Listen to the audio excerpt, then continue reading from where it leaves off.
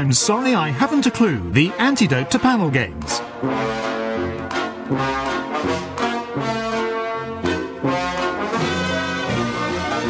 At the piano is Colin Sell, and your chairman is Jack D. Hello, and welcome to I'm Sorry I Haven't a Clue. You join us today in Milton Keynes. In the Middle Ages, this area became a centre of wool production. Sheep were driven to market for their wool, which was fulled. This means it was pulled and stretched, then pounded with a mixture of water and clay by wooden paddles. It was a slow, difficult process because the sheep didn't like it and kept running away.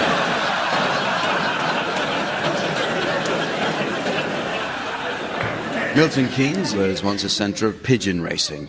A local man called Albert Wilson bred the first World Championship-winning homing pigeon in 1947. The following year, he sold it to a man in Barcelona, a man in Oslo, a man in Hamburg, and finally to a kebab shop in the High Street. Wilson later bred one of the fastest pigeons in competition, which was timed by Luton Air Traffic Control doing over 130 miles an hour as it came out of the back of a jet engine.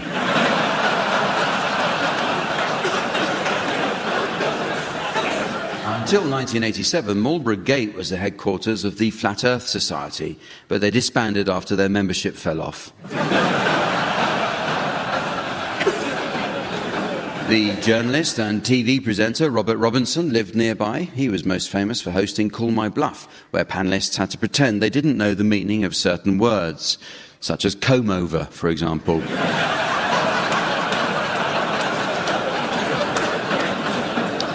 In 1998, Milton Keynes hosted a World Chess Championship qualifier between Anatoly Karpov and Nigel Short.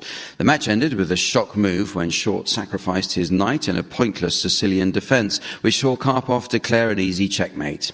But that's not the last time Milton Keynes has witnessed a pointless waste of a knight. Let's meet the teams. They are on my left, Barry Cryer and Graham Garden. And on my right, Tim Brooke Taylor and David Mitchell. And making a welcome return and eager to enjoy the action, please welcome our scorer, the ever-delightful Samantha.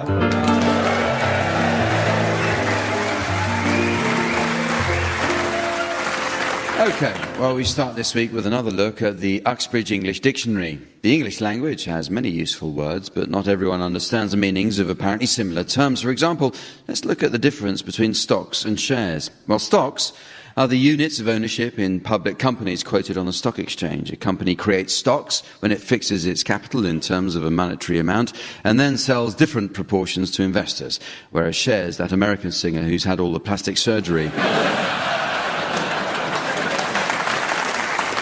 Word meanings are constantly changing, so teams, let's hear any new definitions that you've spotted recently. So, Tim, you can start. Adamant, the very first male ant. Barry? Torture. Rather like a torch, but even more so.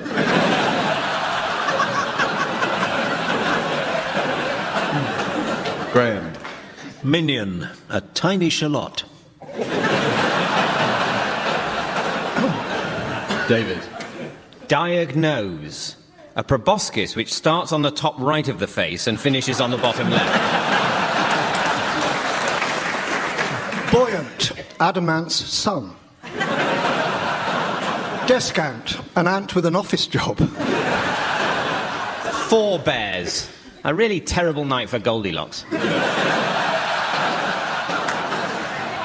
Distant, an ant who's been slagged off.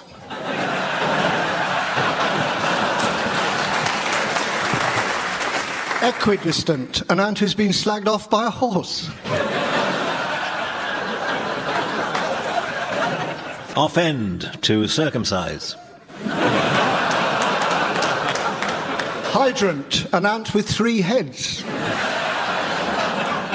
Mutant, an ant who's lost his voice.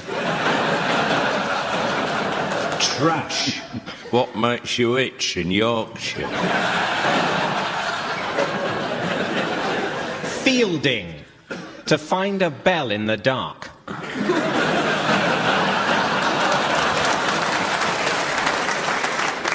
Towel. That bird that hoots.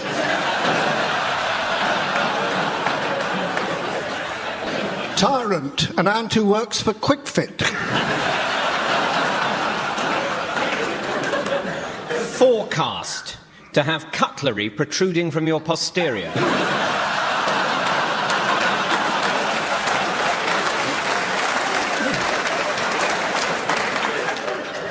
Gangster, a criminal pasty. Incessant, an ant who's sleeping with his sister.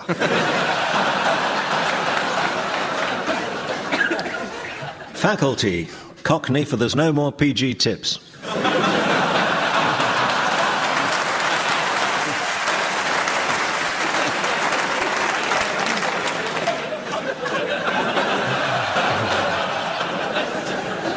The teams are going to display their acting skills now in the round called Sound Charades. Sound Charades is closely based on the old TV favourite Give Us a Clue. The undisputed mime master of Give Us a Clue was, of course, Lionel Blair. Lionel has graced our TV screens for over 40 years. Dancing, singing and telling jokes are just 3 ways to keep yourself occupied when he's on.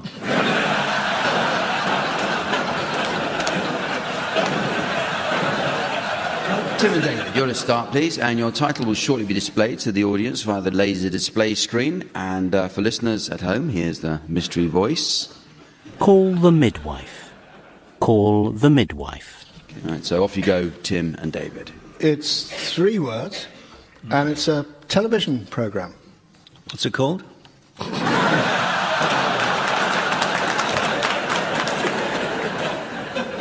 And it goes like this. As an elderly, eccentric billionaire, it's only right that I should be surrounded by those who mean a lot to me as I near my end. Specifically, all 3 women I've married. Of course, sir. And Brittany, your current spouse, is here, of course? Oh, well, what of Doris, my childhood sweetheart, who I divorced to celebrate making my first million? Yes, she's here, sir. And Patricia? I'm afraid she hasn't turned up. Telephone her immediately!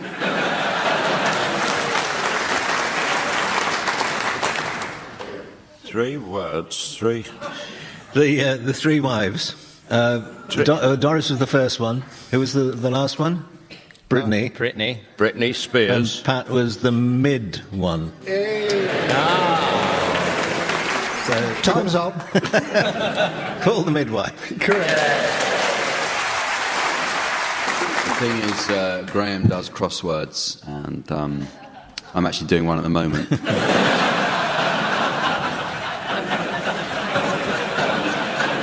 Right, the final title is being displayed for you, Barry and Graham, and here once more is the mystery voice for listeners at home. Monsters, Inc.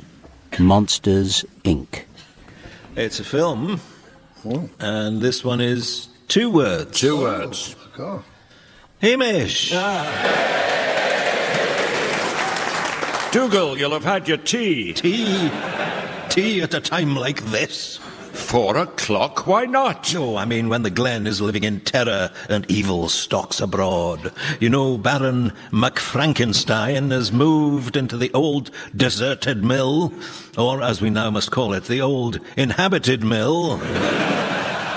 Well, I haven't seen the Baron himself, but I think I've seen his big lodger. His big lodger? Oh, James 8 foot tall with bolts through his neck and nuts.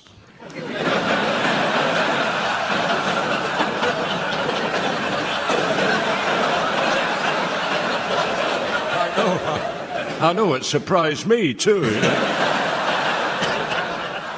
Well, that hideous monstrosity is a creature of the Baron's twisted mind. Oh. And it is vital not to annoy the giant, or he will seek a terrible vengeance. Oh, dearie me. Oh, Hamish, what have you done?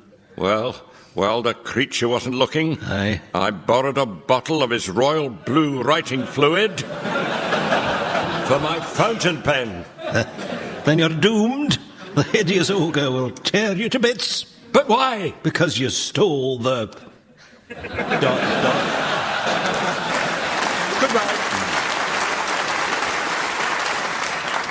Has ink got something in it? Yeah. And the ink belongs to a monster, really, isn't it? Or even Monsters. Yes. Monsters Inc. Yeah. Oh, yes.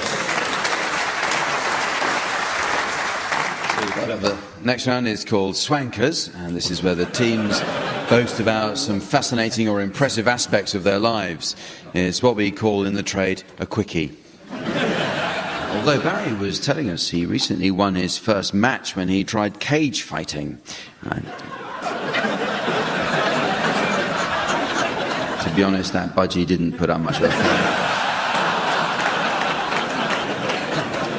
So in this game, the teams will be guests at a party where they take turns to unashamedly boast about something which each succeeding guest has to outdo. So off you go. We're not having turkey this Christmas. We're going to have a goose. Yeah. A goose. Yeah, well, we're having a golden eagle. It's delicious. Tastes just like swan. We actually wanted to make it really special, so we've stuffed a goose in a swan and then stuffed both of them in a golden eagle. Yes. And we've persuaded a lion to eat the lot. Yes, we've hired a boa constrictor to eat the lion. And gas mark 7, it only takes a couple of days. Yes, we had that last year.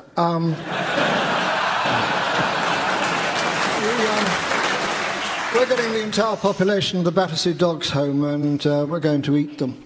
But we'll also make a huge donation to the Battersea dogs. Yes, yeah. We're having a fowl and a duck. Fowl and duck. And you put that together, and it's called a dowel. Well, yes, we're having several dowels and dogs' homes to eat on Christmas Eve, and then we're actually going away for Christmas just to get away from it all. So we're going somewhere hot where it also snows. Yes, very wise. We're economising too. And in fact, this year we're not sending out Christmas cards at all. We're sending out Christmas cars. We know. I've actually sent out Christmas military hardware to many of my friends because I wish to try and induce a conflict in the other part of the world from the boiling snowy place where I'll be Christmasing. So literally they'll be fighting each other, but I've got several staff on hand to grate an iceberg over me.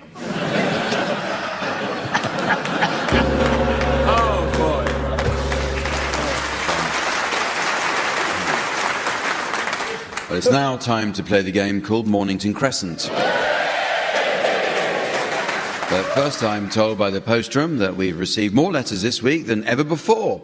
It comes from Mrs. Trellis of North Wales. She writes, "Dear you and yours, I'm concerned about the poles I've got holding my washing line up. I think they might actually be Ukrainians. Yours sincerely, Mrs. Trellis." Well, this week it's the seldom played original Metropolitan Rules version of the game. There's not too much to worry about, team, saving, of course, the notorious Pimlico proviso. But just to be on the safe side, I will allow use of the sat-nav. So, Tim, will you start, please? Well, I'll just try to see what I should do. Continue on the current road. Oh, right. Oh, so that's Euston Road. So I will go to Fairlop, I think. Fairlop? That's what I said. Yes, but... Oh, boy, that's thrown me a bit. You are approaching a speed camera. What shall I do? Say cheese. Oh.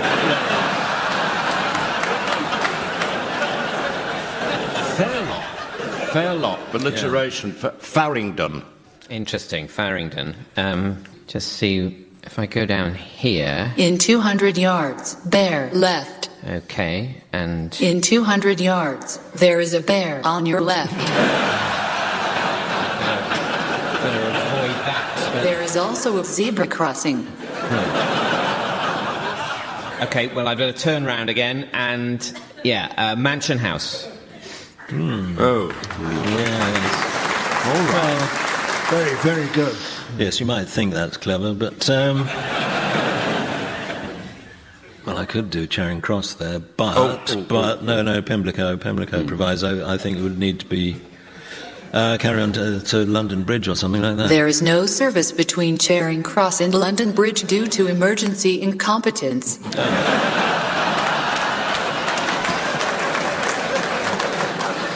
Well, that solves my problem. Strand. Strand? Yeah. In that case, I think I'll go Old Kent Road. Not that road. Why not? That road goes to Milton Keynes. Right, then in that case, I'll go to Albemarle Street. Albemarle Street. Block Pimlico. God, I'm blocked here, I'm blocked. Goers Struth Mate. Notting Hill Gate. Who gives a toss? Charing Cross. Okay. You can do it. Okay. Maybe if You have strayed into Milton Keynes. Okay, but no, I think I can. Take first exit after the 27th roundabout. Oh.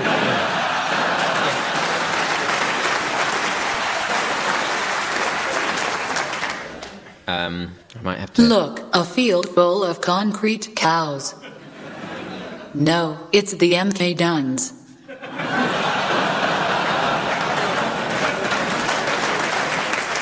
I think I'm all right. Chalk Farm.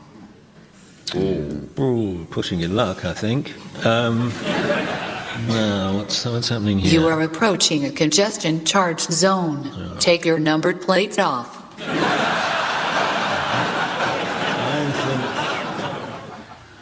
I think I'm onto a winner here. Yep. I'll just confirm it, though.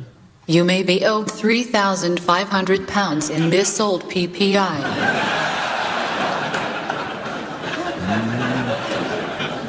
Not the advice I was hoping for, but I'll go to Camden Town. Camden Town? Like that. Oh, well, I'm going to say Fulham Palace Road. Recalculating due to traffic information. Just go home. Oh, all right. Mornington Crescent.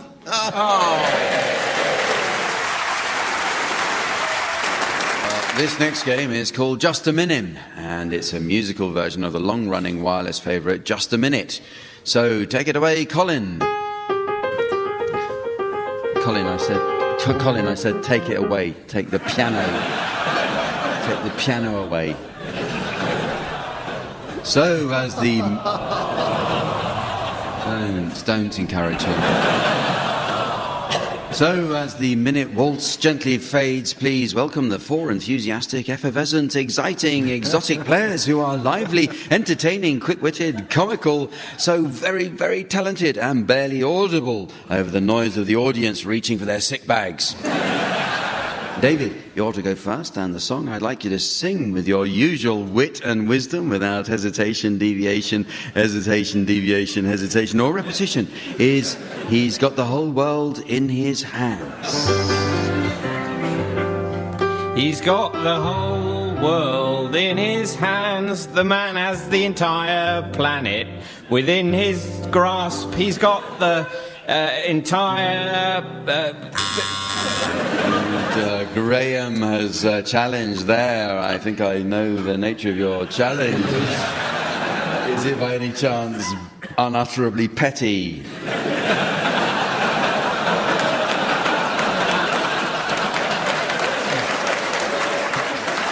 Well, if we're going to play by the rules of the game, it was repetition of entire. Repetition of entire, yes, it is true. Poor David, who is a newcomer to the game that we love to play so much. Not just in this country, but all throughout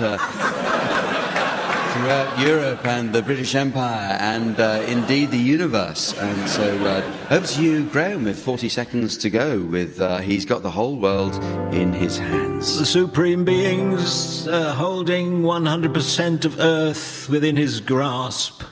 He's got the little tiny baby in his hands. He's got midget infant. Barry. I know you're on my team, Graham, but sorry about that. No, there was a repeat of Grasp, wasn't there, in there somewhere? I think He's Got came up a couple of times. Got was there. You made a challenge there, Barry, and Tim took it upon himself to lay another challenge upon that, as if it wasn't humiliating enough. But Barry, a seasoned veteran of the game that we love to play so very much, and has been on the show more times over more years than anyone else, and still keeps coming back to see us because he keeps forgetting that we haven't asked him. With only 30 seconds left to go, 31 seconds in fact, I've just been corrected by a voice in my ear, which is worrying because I haven't got anything in my ear. It is over to you, Barry. He's got a little tiny baby in his hands. He's carrying an infant with his fingers, manually holding your booba, palm-wise. Well, thank you. Well, David is challenged there. And what was the nature of your challenge, David? Well, it was such a long hesitation that I thought Barry might be ill. It was a long hesitation, David, but you were so long in coming in with your challenge, and I'm afraid I can't allow it. Hesitating on a hesitation challenge is just not allowed in this game that we love to play so much. David, a novice of the game that we love to play so much, not aware of that minor regulation there that I've had to impose. Now he does know, and I'm sure he won't make the same stupid error again. So it's back to you, Barry, with only 14 seconds left to go of the song that we love to sing so much. He's got the whole world in his hands. Over to you, Barry. Barry, a great veteran of the game that we love to play so much in this game. It's not only going out in Great Britain and the colonies, as I mentioned before, but also the Moon, Venus, Mercury, Jupiter, Mars, Galaxy, Cadbury's Fruit and Nut, Neptune, right round Uranus and Newport Pagnell. Over to you, Barry. And Barry has challenged himself there. Yeah. Well, you only got 4 seconds to go, Barry, and you can't fill it by just challenging yourself and then making 4 seconds. 4 seconds to go, Barry, in the game that we love to play so much, singing the song that we love to sing so much, which is called "He's Got the Whole World in His Hands So Much." With 4 seconds left to go, Barry, a seasoned veteran of the game that we... So... With 4 seconds to go, Barry, I do wish you'd stop playing the piano. With 4 seconds left to go, Barry. This man is able to bestow. And David has come in with a challenge just as I was about to blow the whistle on that. David came in with a fraction of a second left. It's sometimes thought as bad form, but David is a novice of the game that we love to play so much. David, what is the nature of your challenge? Incredibly slow singing. It was slow singing. That's technically not a challenge. Would you? Which What's your category objection? is that? Well, it's so slow as to be hesitant. Are you saying it was hesitation? He was deviating from the rhythm. I'll handle this, Tim.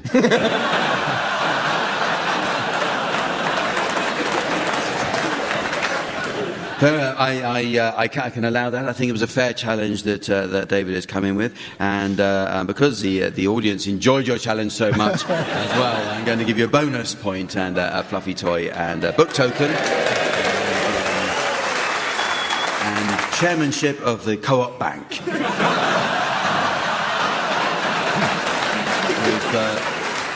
So back to David with a 14th of a second left to go of the song that we love to sing so much in the game that we love to play so much.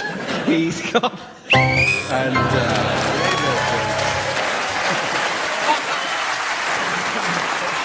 it's very nearly the end of the show, but there is just time to fit in a round that should be of interest to churchgoers. Samantha has to leave now as she's off to meet an elderly gentleman friend who's been a lifelong churchgoer and has asked Samantha to help plan his funeral arrangements. She says he wants to be cremated and has asked her to scatter his ashes at his church. Samantha says his last wish is to be tossed off the top of the steeple.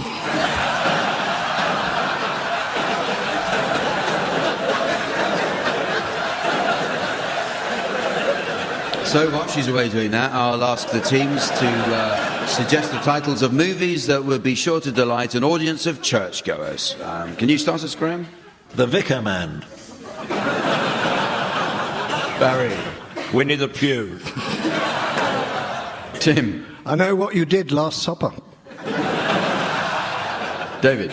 Dude, where's my cardinal? The Nuns of Navarone. Chaplin.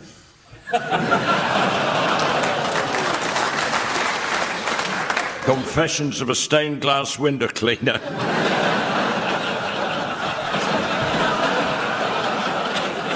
Alter President's Men.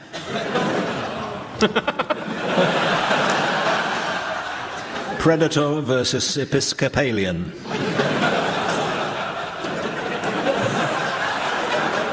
Waiting for God. Oh. Anointment with Death. Gunfight at the Bach Chorale. One Jehovah the Cuckoo's Nest.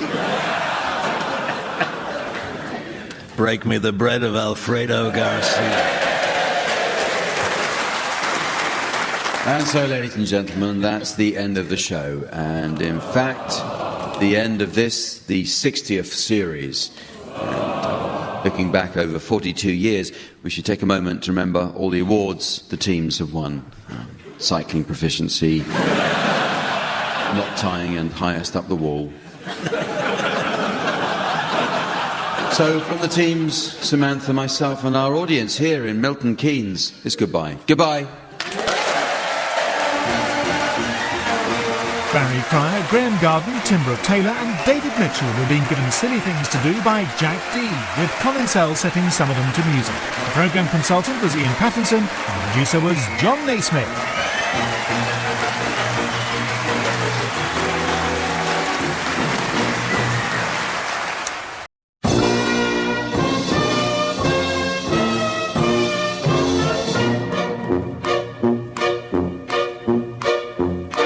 We present I'm Sorry I Haven't a Clue, the antidote to panel games.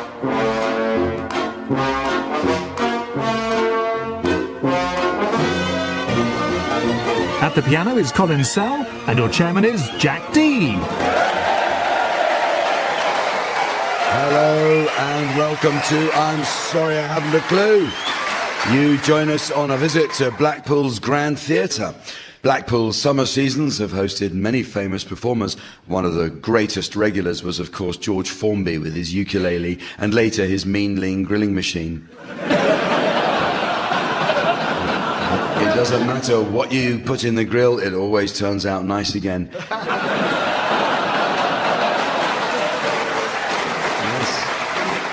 And it cleans windows. The household products multinational Reckitt Benckiser have a factory near here where they make Vanish, which is marketed as Britain's #1 stain remover. They don't say whether it works on number 2s.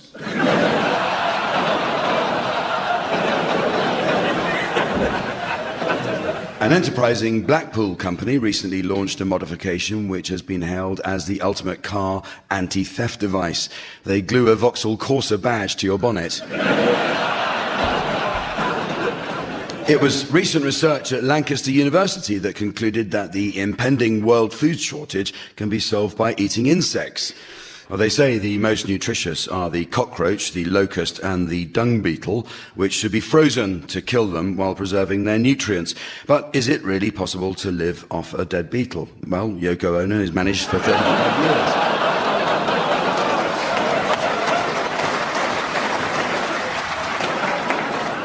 We are today guests of Blackpool's historic Grand Theatre. Built in 1894, it has never presented anything but top-line entertainment. And that's exactly what we've got today, anything but top-line entertainment. Let's meet the teams. They are, on my left, Barry Cryer and Jeremy Hardy. And on my right, Tim Brooke-Taylor and Rob Brydon. And eager as ever to enjoy some hot scoring action on the desk next to me, please welcome the delightful Samantha.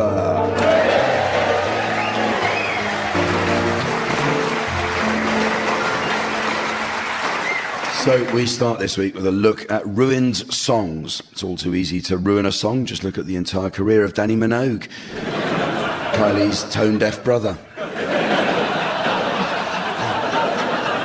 Teams, I'd like you to add a word to the title of a song in order to make it a lot less appealing. Barry, maybe you could start us off.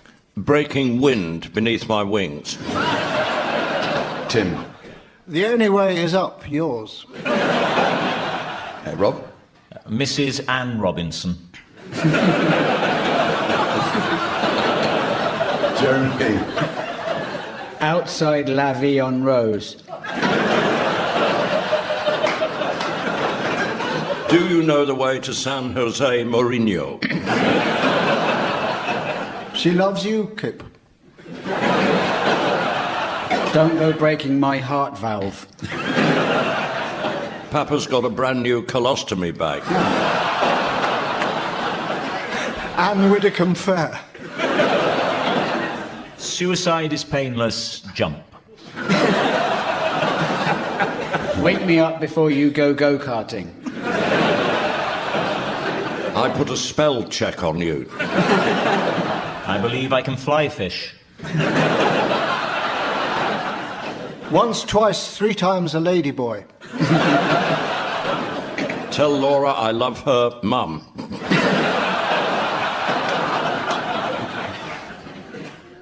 Okay, well, it's time for a music round now. This is where I ask the teams to sing one song to the tune of another. The town of Blackpool has produced some of the music world's biggest names, including Robert Smith of The Cure. Robert is best known for his trademark otherworldly appearance, that of a tumble-dried Elizabeth Taylor. At the piano, we have Colin Sowell. Listeners will be interested to learn Colin has recently been working with Florence and the Machine. Yes, after a quick check, Colin realised the problem with Florence's machine was a bra wire in the filter pump. Well, we'll start with you, Barry. I'd like you to sing the words of Tub Thumping by Chumbawamba to the tune of the Toreador's March from Bizet's Carmen.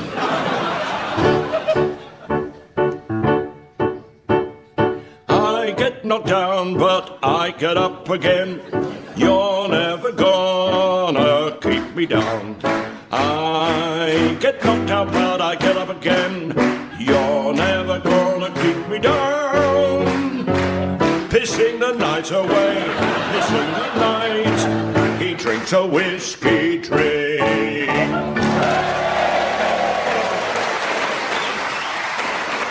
So, it's you now, Jeremy, and give him a chance. I'd like you to sing the words of Thank You for the Music by ABBA to the tune of Annie's song.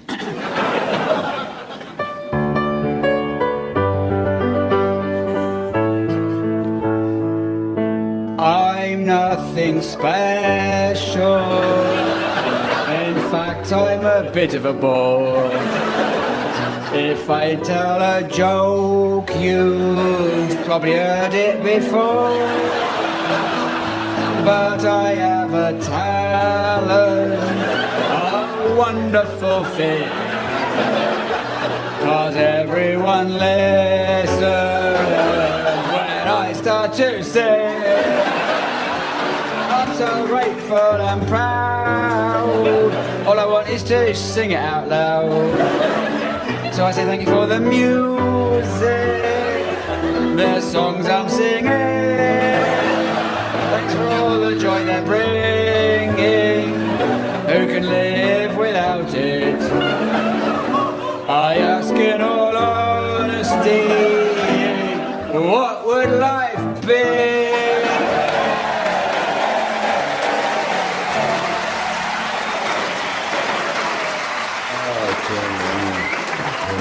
To hear him sing like that, it brings a tear to the eye. Especially when you know how badly bullied he was at school.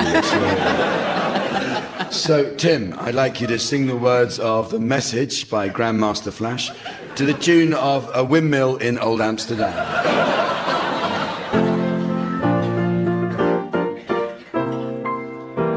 Life's like a jungle, sometimes it makes me wonder how I keep from going under. Broken glass everywhere, people pissing on the stairs. You know they just don't care. I can't take the smell, can't take the noise. Got no money to move out, I guess. I got no choice. Rats in the front room, roaches in the back, junkies in the alley with the baseball bat. Hooray!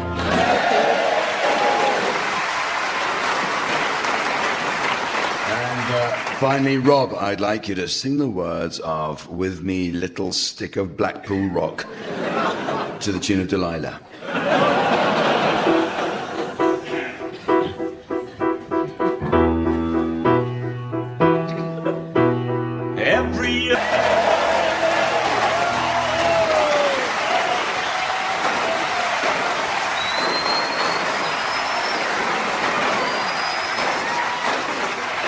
Nice try, Rob.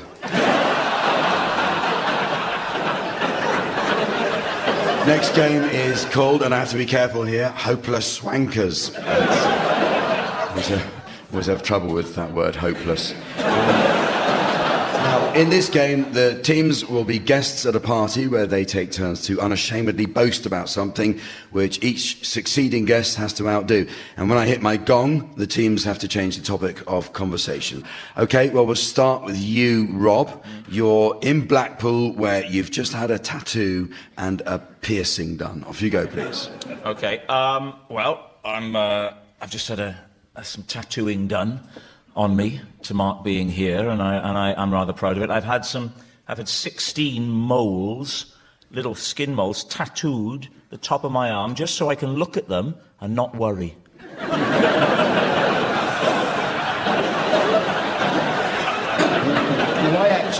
I've had a very discreet one. It's actually on my shoulder, and it depicts a shoulder. If you look really, really closely, you can just about see it. I've got the Edinburgh tattoo all over my body. It's beautiful. I was going to have a tattoo, but my garden's not big enough and I can't stand bagpipes, so it's just... I don't know if I've ever mentioned it to you guys. We've not talked about piercings very much, but I've got a pierced Brosnan. I've got both nipples pierced, and between them I've got running the old communication cord from an old train. And if you pull on it, my heart stops. I've got all 4 nipples pierced. Last time I was in Blackpool, I got well pierced. All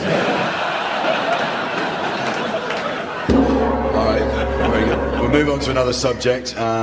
This time you are variety acts. So maybe, Tim, you could kick us off. Well, I've got a juggling act. I juggle dogs. I juggle flies. Fly juggling.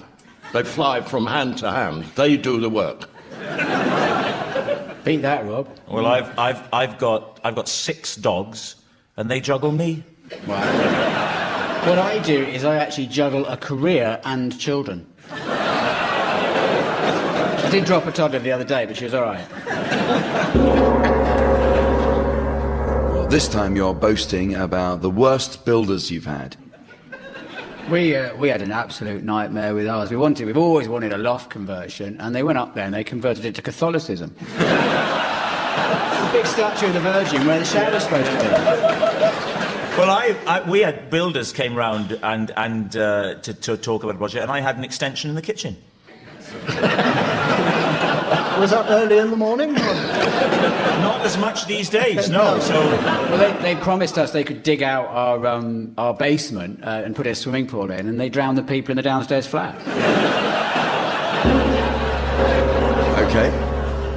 Jeremy, you start this one, and you're talking about the most authentic holiday experiences that you've had. Okay, well, we just wanted to get completely off the tourist track, so we didn't want to go to a travel agent, we didn't want to book anything, we just turned up at the airport, we stowed away on a plane, we didn't even know where it was going, we just thought we'd wing the whole thing, just like that, improv. We're the same, my wife and I. We don't like to go to built-up areas, so we'll tend to go to places that are probably just still glacier. There's no life. Just plankton. Just very basic bacterial life. Funny you should say that, because we love whales. We spend our life...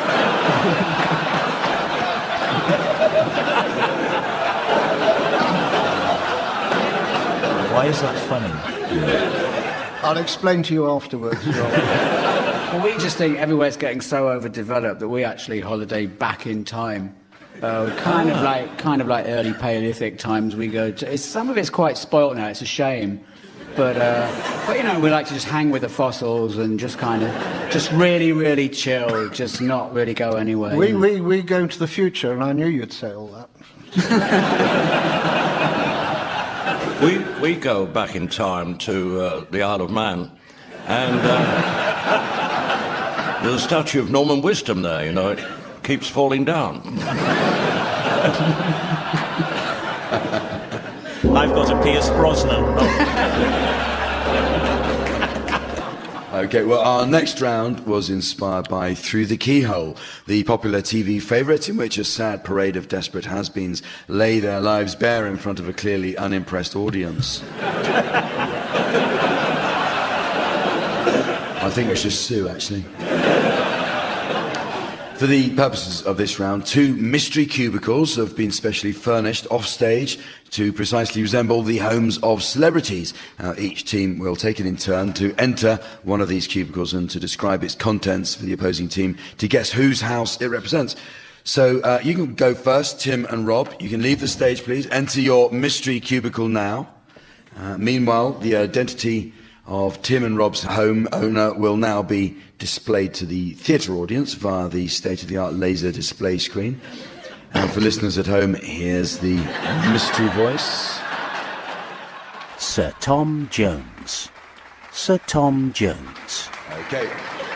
Tim and Rob, are you inside yet? We're in. We're here. Okay. Can you start describing what you can see, please? Okay, thank you, Jack. Well, there's a big armchair, but it's round the wrong way now. Is that normal? Well, it's not unusual, certainly. And the owner is a keen sports fan, Jack, but he's got a dartboard. He or she, could be a she, a dartboard, but instead of a bullseye in the middle, there's a picture of Boy George. Oh, here's a sack. There's something written on it. What is it? Oh, from the BBC. That must be who gave it, I suppose. Yeah, let's have a look in this cupboard. Oh, good Lord, it's full of knickers. Different sizes. I mean, it's a nice home. Look at this. A giant bag of evergreen lawn fertilizer. There's a cat flap. What's new? Here's a framed photo of someone. Hang on, is that you, Rob? So you've met him? Do you know what? I think I have. Well, what's your impression of him? I don't know. Okay, right, Barry and Jeremy, can you work out whose house that is? It's that wonderful singer Shirley Jones. It's Sir Thomas Jones. It's Tom Jones, congratulations. Barry and Jeremy, it's your turn. You can go and enter your cubicle now, so off you go. And while Barry and Jeremy make their way there, the identity of their homeowner will now be displayed to the audience again via the laser display board, while here again is the mystery voice for listeners at home. Sir Walter Raleigh. Sir Walter Raleigh. Barry and Jeremy, can you hear me? Yes. Here we are. Yeah. So can you start describing what you can see, please? Well, it looks like somebody who's been around quite a bit. Yeah. So obviously, there's a lot of travel brochures here. Yeah. A lot of rough guides. And There's a picture of him there, look. Oh, yeah, but what's he wearing? That cloak's filthy. It's filthy. It's got footprints, muddy footprints, and it looks like a lady's shoe. Yeah, exactly. Lot of duty free. He's got load of fags. Golden Virginia. What else he's got? He's got an appetite. Oven chips. Yes. Crisps. Packets of Smash. Smash. Oh, there's a bicycle over there. Is it his, do you think? It's got his name on it. Oh, it must be it. Very interesting man. Yeah. The end. All right. Might as well have a Smash while we're in here. All right. Tim and Rob, what do you make of that? We think it's Walter Raleigh. Yeah, it's such fun, you know, hearing you work it out and guess. Well, this next game is about life's great questions. It's a bit like the moral maze. What is conscience? Why am I here? Is there anything else on? It's a general knowledge quiz, but it's a quiz with a twist in that it's conducted backwards. I'll provide the answers to various questions, and I'll ask the teams to suggest what they think the original question would have been. Okay, so Barry, you can start. Here's the answer, and what's the question? Both poles. Who are your last plumbers? The question was actually which two places on Earth has only one dog ever been to? Yeah. Dogs always head for poles. Tim, the answer is a detestable, bombastic, tiresome, egocentric creep. What's the nicest thing you can say about Donald Trump? In fact, it was how was Hercule Poirot described by Agatha Christie? Yeah. Ooh, Jeremy, here's the answer for you. It does not contain toilet paper. Why do Blackpool folk prefer the swimming pool to the sea?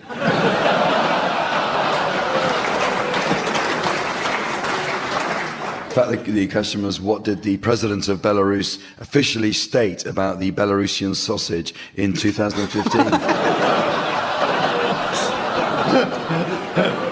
Okay, Rob, the answer is bow wow, ding dong, and poo poo. What were some of the suggested names put forward before settling on Duran Duran? It was, what are three names for different theories about the origin of language? Barry. Yeah. A bloody awful singer.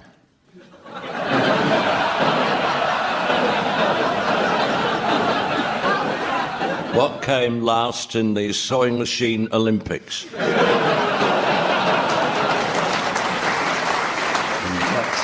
No, the question was, how did Prince Philip once describe Tom Jones? Tim? Yeah. This is the answer. Right. 7 inches to the gallon. What's the actual consumption of a Volkswagen Golf? But the question was, what was Apollo 11's fuel consumption? Oh. Jeremy? Yeah. Traces of anal bacteria. Why don't thermometers taste nice?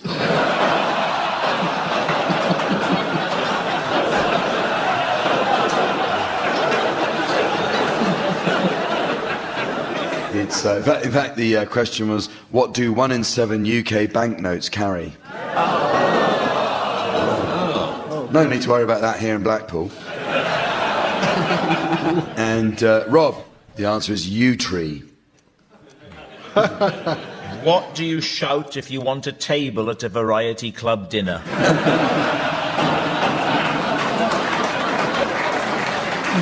The question was, in 1745, which tree did Louis XV go to a ball dressed as? Yeah. Barry, on Yes. for you. So the answer is, turned on by a horse in 1977. What was Princess Anne's happiest moment? As I'm sure the audience know. Do you know what this is, audience? What happened to the Blackpool illuminations when Red Rum did the honours? Yeah, they were turned on by a horse in 1977. Tim, the answer is, your brain cells shrink. What happens when you move to Yorkshire? From Lancashire. It's actually what happens to your brain cells when you're asleep. Yeah. That's woken you up, hasn't it? Jeremy. Yeah. Add Viagra to their water. How do you serve teetotalers a stiff drink?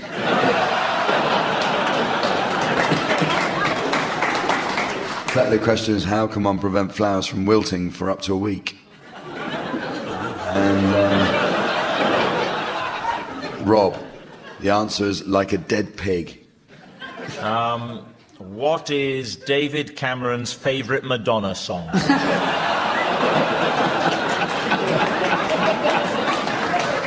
fact, it's, the question is, what is the Chinese equivalent of sleeping like a log? I slept like a dead pig. And finally, Barry, yes? Again, the answer is by sewing two jock straps together. How do you start a cockfight?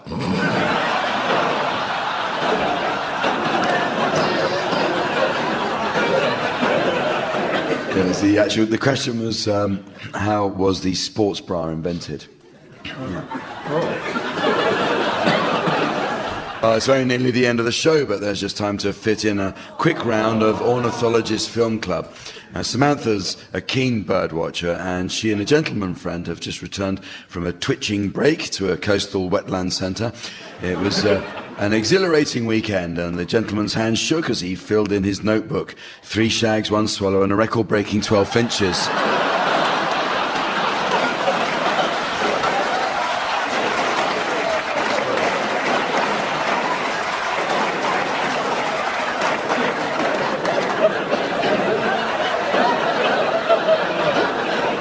So, teams, I'd like you, please, to suggest film titles likely to be popular with an audience of ornithologists. Jeremy, do you want to start? Once Upon a Ptarmigan in the West. Barry. Carry on up the Khyber. Someone just went, no. Tim. The Rook, the Thief, His Wife and Her Plover. Inglorious Buzzards.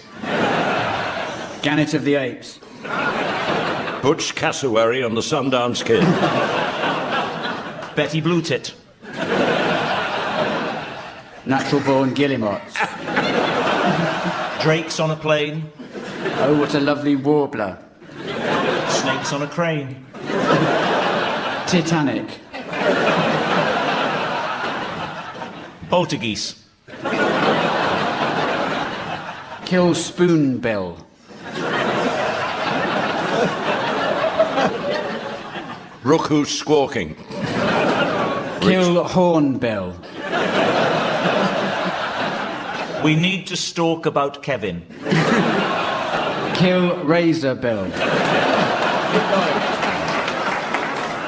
And so, ladies and gentlemen, as the tourist tat of time is condemned by the Trading Standards Officer of Eternity, and the dead donkey of destiny is recycled in the service station sausage of salvation. I notice it's the end of the show, so from the team, Samantha, myself, and our audience here in Blackpool, it's goodbye. Goodbye. Barry Pryor, Jeremy Hardy, Tim Brooke-Taylor and Rob Brydon were being given silly things to do by Jack D, with Colin Sell setting some of them to music. The programme consultants were Ian Pattinson and Fraser Steele, and the producer was John Naismith.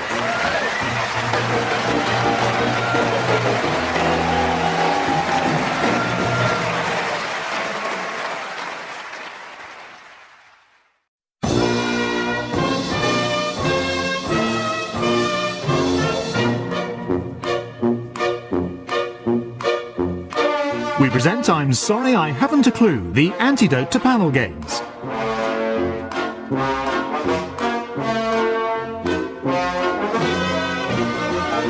At the piano is Colin Sell, and your chairman is Jack D.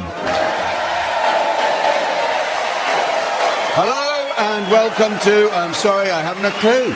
You join us this week in the fine city of York at the Grand Opera House. Yorkshire has produced several famous explorers, including Captain James Cook, who charted Australia before his mysterious death in Hawaii. It was Cook and his crew who introduced cricket to Australia. So 100 years later, in 1877, it was appropriate that the very first international match was played at Headingley.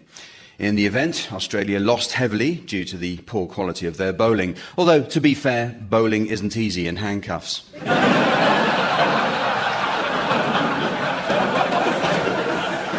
When Yorkshire County Cricket Club was founded in 1863, one of their main rules was that no one could play for Yorkshire who wasn't born here. The rule was relaxed in the 1930s, allowing anyone to play who could prove he had an ancestor with Yorkshire blood in him. A player from the Pacific was the first to qualify on the grounds that his great-grandfather had eaten Captain Cook.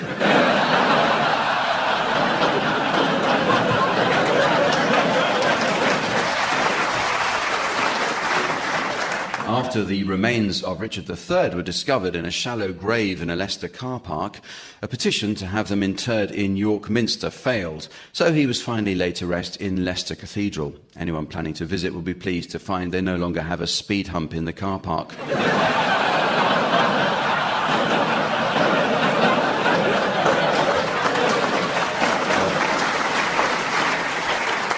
The screenwriter Alan Plater was born in Yorkshire, but left in his 20s to seek work in London. He arrived penniless and was soon living rough in a bus shelter with cardboard for a bed. When he was finally reunited with his family from Hull, they wept tears of joy to see how well he'd done for himself.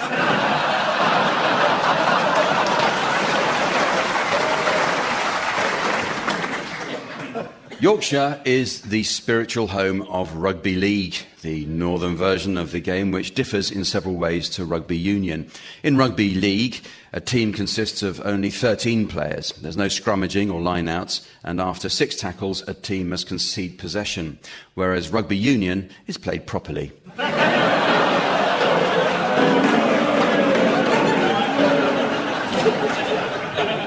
That's what it says. That's what I read, because it's true.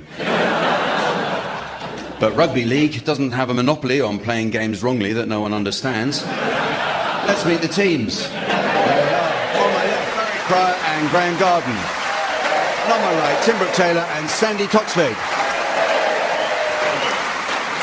And eager as ever to enjoy some hot scoring action on the desk next to me, please welcome the delightful Samantha.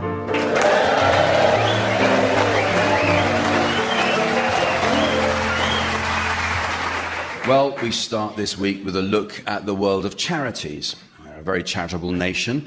Indeed, only today in York, when stopped by a nose-ringed Australian with a charity clipboard, I was more than delighted to disclose Tim Brooke-Taylor's sensitive bank details.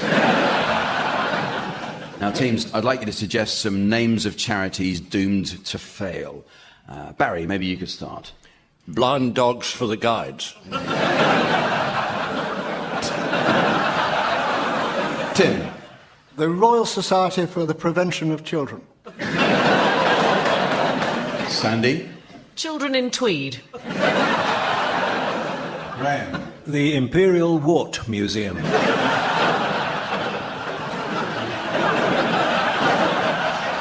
Shave the Whales. Médecins Sans Brasier. Friends of the Girth. The People's Dispensary for Animal Sick.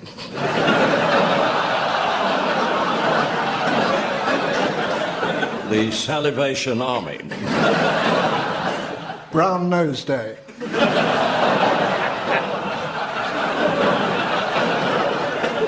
Kelp for Heroes. The Royal National Love Bite Institution. Colonic Relief. Dyslexia KU. St. John's Ambivalence. And in Ireland, Help the Egypt.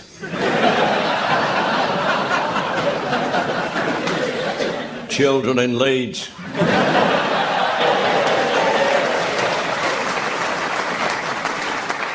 Time for a musical round now, as I ask teams to sing one song to the tune of another. Now, at the piano, we have Colin Sell. And listeners will be interested to learn that Colin has recently been working with Adele. He spilt tea on his other laptop.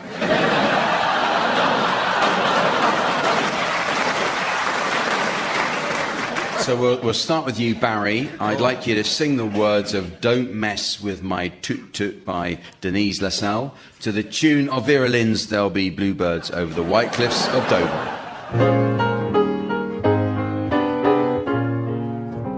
Don't mess with my toot toot. Don't mess with my toot toot. I know you have another woman. So don't mess with my toot toot. When I was born in my birth suit, the doctor, he slapped my behind. He He said you're gonna be special, you sweet little toot-toot. So you can look as much, but if you as much as touch, you're gonna have yourself a case. I'm gonna break your face. So don't mess with my toot-toot.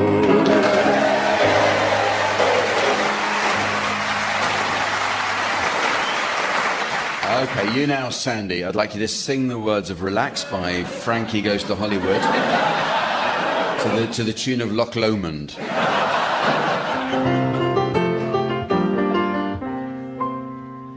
Relax, do it when you want to go to it. Relax, don't do it, let go.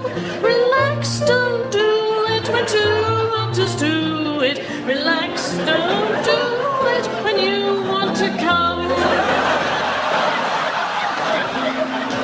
Relax, don't do it when you want to go to it. Relax, don't do it when you want to. Relax, don't do it when you want to do it. Relax, don't do it when you want to come.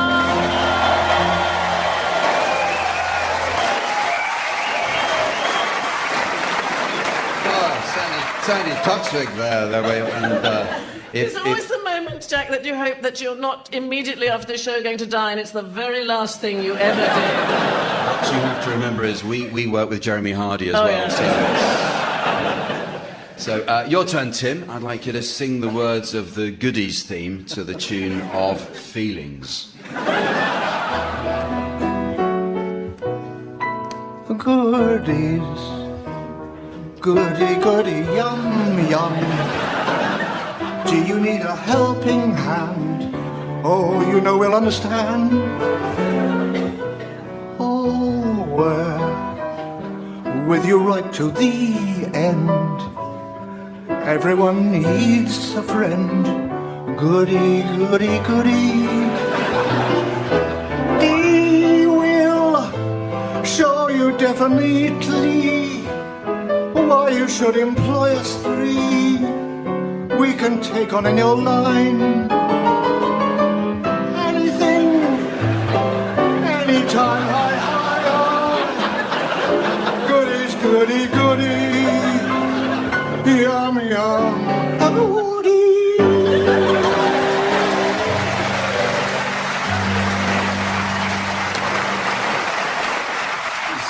Sometimes when you do that to a song, you realise for the first time how good the lyrics are. That wasn't one of those times. But... Okay, finally, Graham, I'd like you to sing the words of The First Time Ever I Saw Your Face to the tune of Donald, Where's Your Trousers?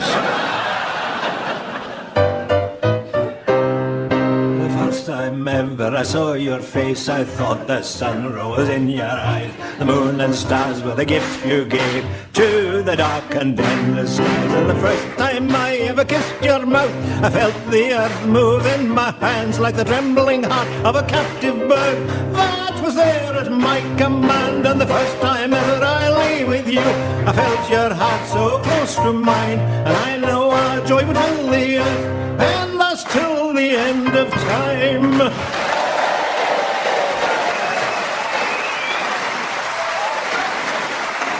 Graham Garden there with the audience in York, very thoughtfully eating their crisps in time. Thank you.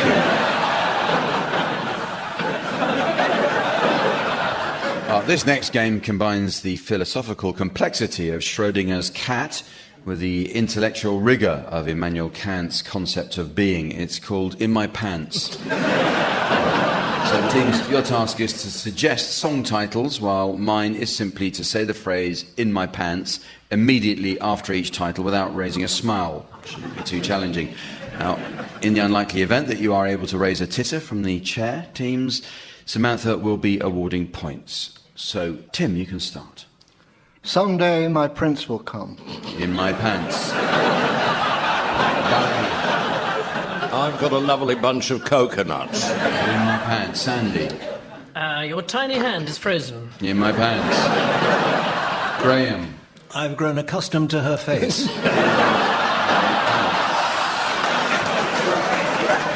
Where the bee sucks, there suck I. In my pants. I'm forever blowing bubbles. In my pants. I've got a brand new combine harvester. In my pants. Mouldy old dough. In my pants. I can't get no satisfaction. In my pants. Things ain't what they used to be. In my pants. Here we come, gathering nuts in May. In my pants. There's no one quite like Grandma.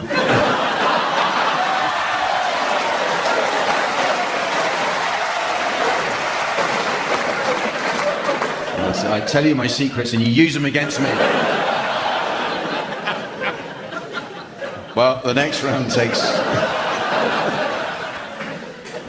takes a look at medical conditions. As a qualified doctor, Graham Garden should do well here. Graham keeps in contact with his old doctor colleagues, including those who offer a new super discreet in-home prostate examination service. All they need is a name, an address and a bum height letterbox.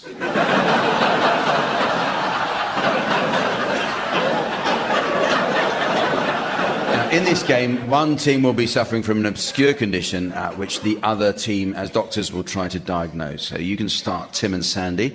The identity of your complaint is now being displayed to our theatre audience via the laser display screen. And for listeners at home, here is the mystery voice. Tim and Sandy think they're penguins. Tim and Sandy think they're penguins. So, Tim and Sandy, please enter the surgery of Doctors Barry and Graham. Morning. Do come in. Take a seat. Thank you. And what seems to be the trouble? Well, I'd like to say what it is, but I've got cold feet. I'm sorry we're late, Doctor. We stopped to pick up a chocolate biscuit. Don't you know what's wrong with us? Have you not read any of our books? I'll tell you, Sandy, what your problem is. You always wanted to be, what was it? A nun. Well, you got the outfit. Oh, you king of the well-dressed. Emperor, please. Well, I don't like the clothes. They're no good for pole dancing. Well, it depends which pole. I don't think you should be talking about poles in front of the doctors. Sorry, I was just trying to break the ice. Heavens, is that the time we must fly? Oh, no, we can't. Can't.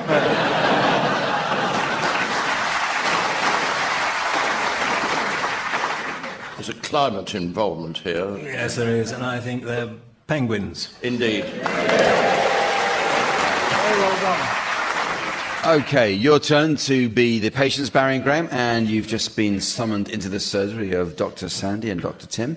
And here again is the identity of your mystery medical condition, the display to the audience. And here again is the mystery voice for listeners at home. Barry and Graham think they're Sepp Blatter.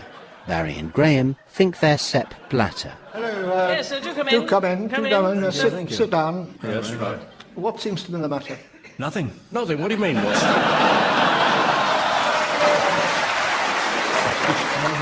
don't know what all the fuss is about. Exactly. Everything's fine.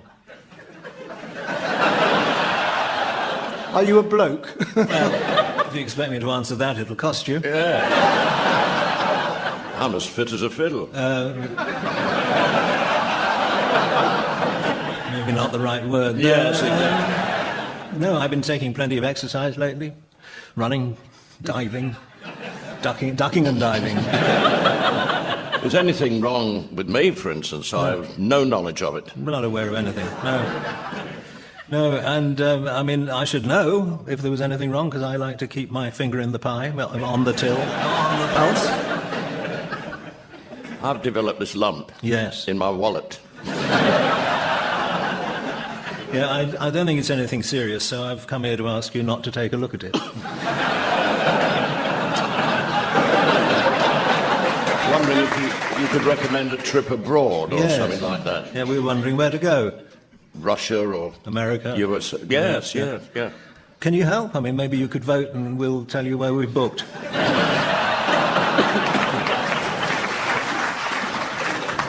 there's quite a lot of choice here, actually. Are you having any urinary trouble at all?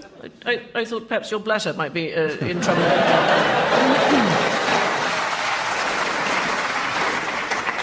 Well, the next game celebrates clichés and idioms. A cliché is, of course, an expression that's lacking original thought, whereas an idiom is an over-the-counter diarrhea treatment. Teams, in this round, I'd like you to suggest some well-known English clichés together with their real meaning. Sandi, you can start. I find I'm caught between two stools. Will somebody please clean this lavatory? Tim. You're full of beans this morning. Open the window, would you? Barry? When he sees red, there's no stopping him. He's a cyclist. Graham? That's a feather in her cap. Whenever she practices birth control, something makes her giggle.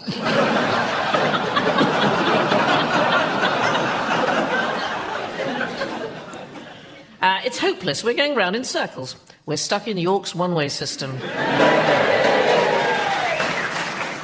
Walls have ears. Ah, what's that in my ice cream? He says there's more than one way to skin a cat. He makes kebabs. I've made a clean sweep. I put Sooty's friend in the washing machine. He swallowed his pride. Longleat were not feeding him properly.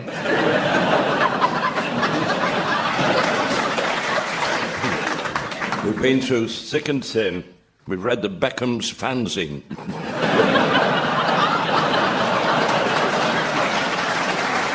Well, the next round is all about business and consumer cock-ups. The business world is littered with hard luck stories.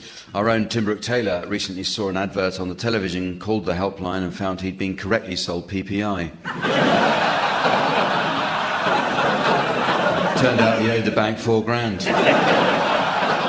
This is an improvised round in which one team are the bosses and the other team are members of staff in for an appraisal following a series of unfortunate incidents at work for which they appear to be responsible.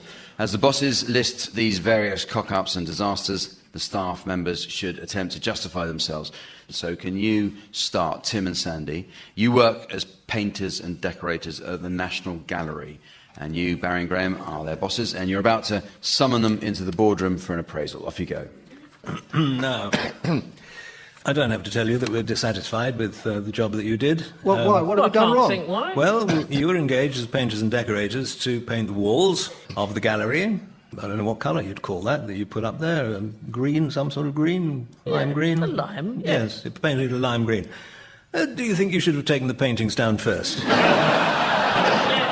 It gives them a sort of spring-like feel, doesn't it? That's extra as well. Yeah. That's lifting. I notice you did take some down, and I believe you tried to improve them. Is that right? Well, the odd moustache here and there doesn't do any harm. Well, Mona Lisa? Yes, now I should explain that many of the paintings here are on loan from galleries all over the world, in case there are any pedants listening.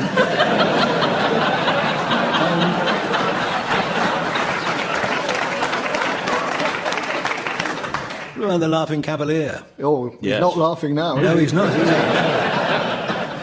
No. How did you manage to do that?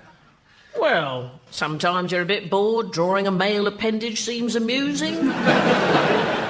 Yes. Speaking of which, Michelangelo's David. Yes. Or Davina, as we must now know it.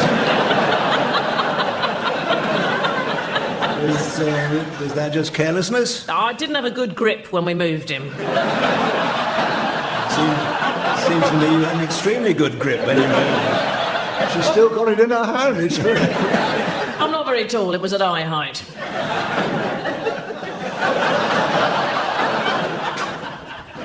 Haywain by Constable. Language. Yep. We put a moustache on that, too. It doesn't look very like Mr. Rooney, but it's recognisable. Looks fairly like him. And the Scream, the famous Scream by Vermeer. Used to be the girl with the pearl earring, didn't it? Yes, that's right. She does look more startled now, I'll give you that. I mean, people are going to come into the gallery and think these paintings are a disgrace now. The Jackson Pollock there. That huge Jackson Pollock on loan from Peggy Guggenheim, wasn't it? Yes, indeed. And she left the entire collection to her dog. Yes. And the known as the dog's Pollocks, yes.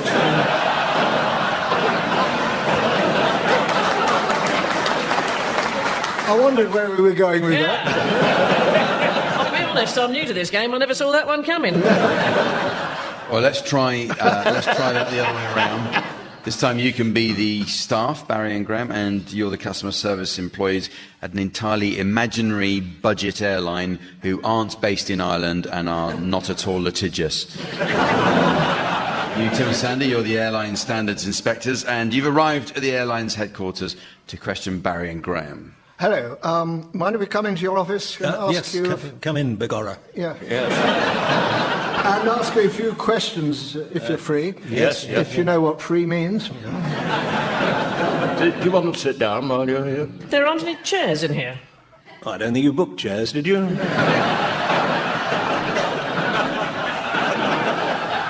Could we have a coffee? You can certainly have a coffee, Yes, free. I suppose you'll be charging. Oh, you're not charging, no? No, the coffee's free. The cup is extra. Now, look, let's get to the facts here. You were thinking long and hard about charging for the use of the toilet, and we're very pleased that you have finally decided to keep use of the toilets free, so that is very good. Yeah, well, we have an outside toilet now. There's a hole in the wing. With a couple of foot plates either side of it. Yes. It's a little strap you can hang on to if you want. You don't charge for that at all? No, we don't. No, that's absolutely free. You don't need paper either.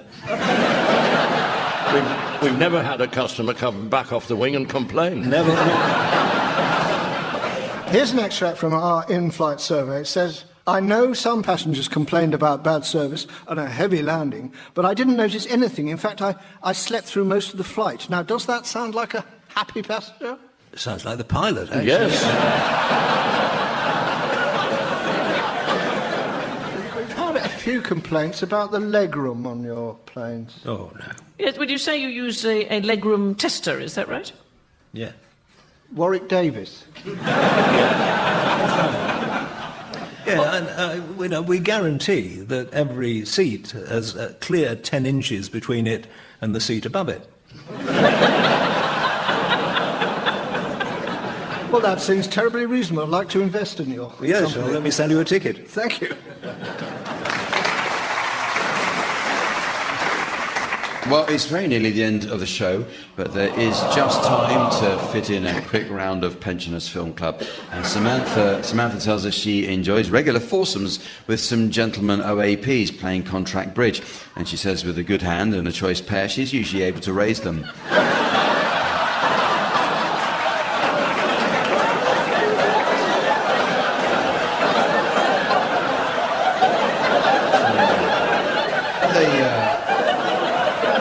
They generally get through several rubbers between them.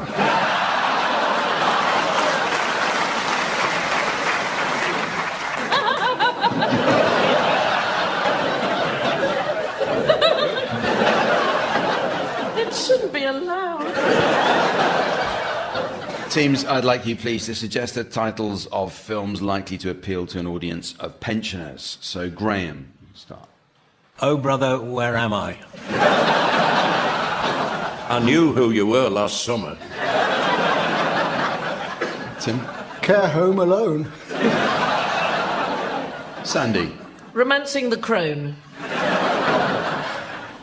Aches on a plane. Once upon a time in my vest. There's something about Mary, but I can't remember what. Guess who's burning your dinner? Stool of Rock.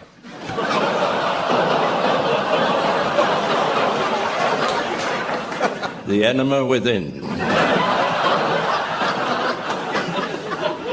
Good pill hunting. God knows what I did last summer. Life of Bran. The Matron Reloaded.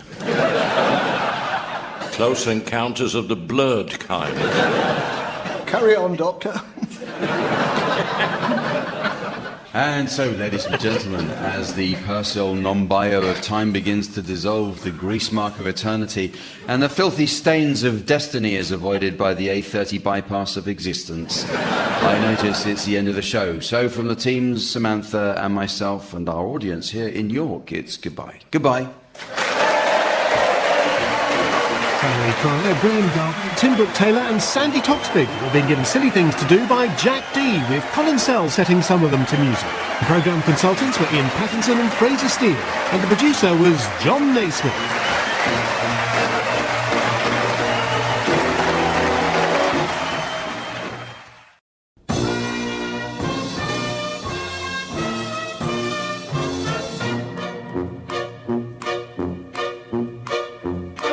We present I'm Sorry I Haven't a Clue, the antidote to panel games.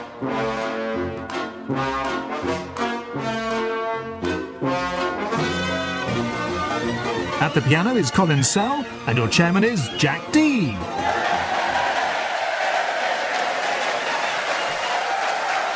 Hello and welcome to I'm Sorry I Haven't a Clue. You join us this week at the Royal Court Theatre in the fine city of Liverpool. The city we see today was built on trade with the New World. In 1857, Henry Tate started to import and refine sugar in Liverpool. Having amassed his first £1 million, Tate treated himself to a beautiful yacht, which, when not cruising the French Riviera, he moored on the Mersey next to his factory. As his workers gazed in awe, Tate encouraged them to work hard, explaining that if they toiled 12 hours a day, 7 days a week, without ever taking holidays, in a few years, he'd have a bigger yacht. Tate's financial success lay in selling sugar in previously unimagined quantities. After 30 years of trading in Liverpool, he'd given the city's people a fine library, an art gallery, and type 2 diabetes.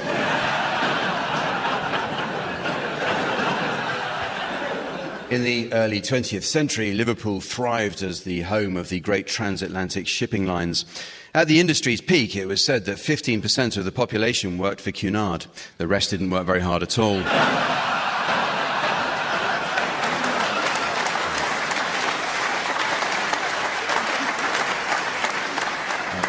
That one shipping line joke of the year, 1907.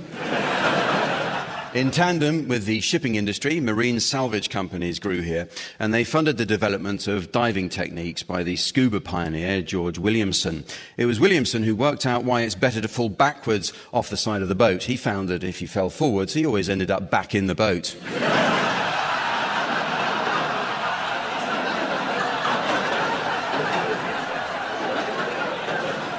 As the Great Depression hit Britain's industry in the 1930s, unemployment in Liverpool soared, and thousands living in tiny terraced slum houses found themselves unable to pay their rent. Facing eviction, they barricaded doors and fought pitched battles with their landlords' bailiffs. Radio 4 listeners will naturally sympathise. It can be a real pain trying to get rid of awkward tenants.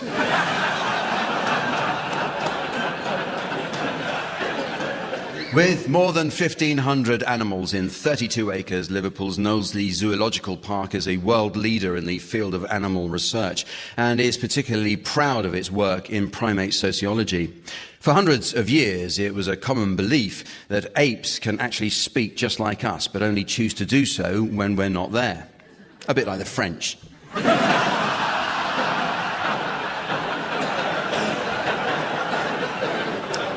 Liverpool's most famous sons must be the Beatles. When the Beatles returned here to perform in 1963, fans pelted them with jelly babies after George Harrison had said he liked them.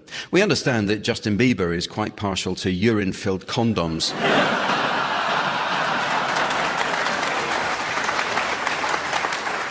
The original Beatles drummer, Pete Best, was replaced by the band just weeks before their first UK single was released. Best became a civil servant and went to work at Garston Job Centre as a careers advisor, eventually rising to be head of irony.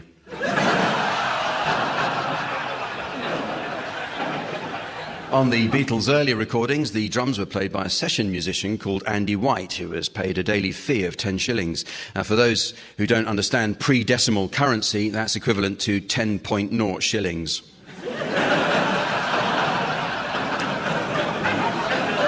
The equivalent of 50 pence a day doesn't seem much, but in those days you could go into a department store with a couple of quid in your pocket and come out with a new wristwatch, a fine pair of shoes and some silk shirts and still have enough left for your taxi home. Of course, CCTV put a stop to that. In 1966, after John Lennon remarked that the Beatles were bigger than Jesus, their records were burnt, their concerts picketed, and they stopped touring forever. But the Beatles weren't the last group of four who should have given up performing 50 years ago. Let's meet the teams. They are on my left, Barry Quiet and Jeremy Hardy. On my right, Tim Brooke-Taylor and Rory Bremner.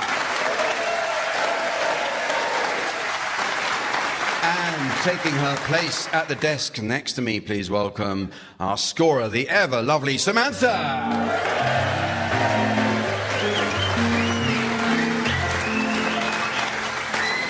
OK, let's get going with the first round. In this game called In My Pants, whoever makes me laugh is the winner. So buckle up, we should be out by Boxing Day. Teams, your task is to suggest book titles, while mine is simply to say the phrase "in my pants" immediately after each title without raising a smile, in the unlikely event that you are able to make me laugh. And it does have to be a proper laugh rather than just a smile, because, you know, a smile, I'm like, they call me babyface, because when I smile it's usually wind.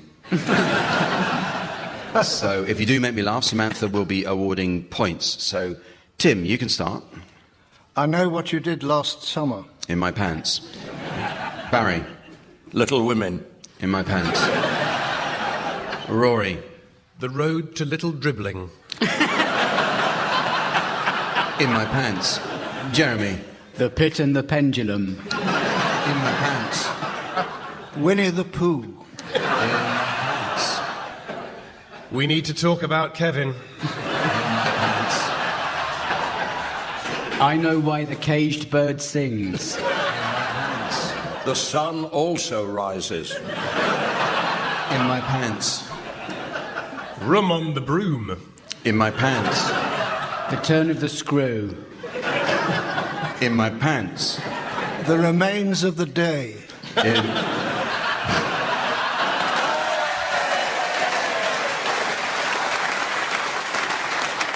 Oh, that's a stupid game anyway. Time for a musical round now, as I ask the teams to play one song to the tune of another. Now, this shouldn't be confused with its rural derivative, one song to the tune of an otter, which like Ant and Dec, is neither big nor clever. Piano accompaniment will be provided by Colin Sell, and listeners will be interested to know Colin has recently been remastering the classic Platters. Weatherspoons say they'll be rolling out his meat feast sharers by the autumn. OK, start with you, Tim. I'd like you to sing the words of Anarchy in the UK by the Sex Pistols to the tune of Those Were the Days. I am an antichrist, I am an anarchist. Don't know what I want, but I know how to get it. I want to destroy the passerby, 'cause I wanna be anarchy. Anarchy for the UK, it's coming sometime, and maybe I give a wrong time stop a traffic line. Our future dream is a sharpest thing, 'cause I wanna be anarchy.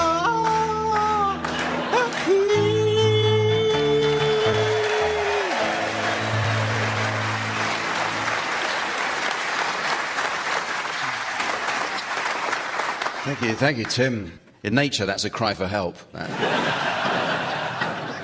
Barry, I'd like you to sing the words of My Ding-a-Ling by Chuck Berry to the tune of Climb Every Mountain.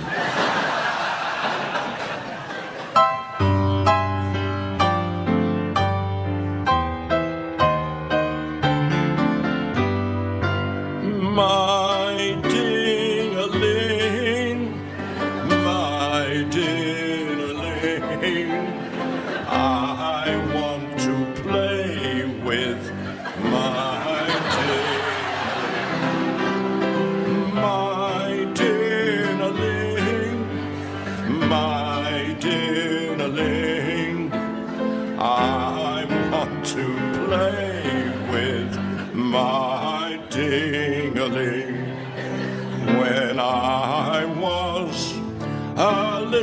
pretty boy.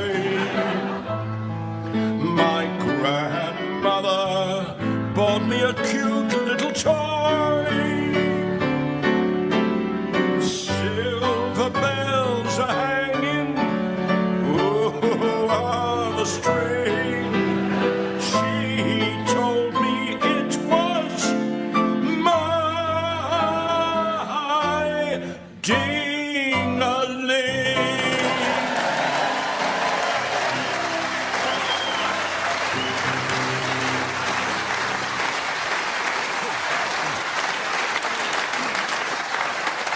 Moving. Could someone check Barry is still moving? Okay, your turn, Jeremy. I'd like you to sing the words. No, look. The Beatles let Ringo sing occasionally, and we're going to let Jeremy sing, all right? I'd like you to sing the words of the theme from Ghostbusters to the tune of Lou Reed's Perfect Day.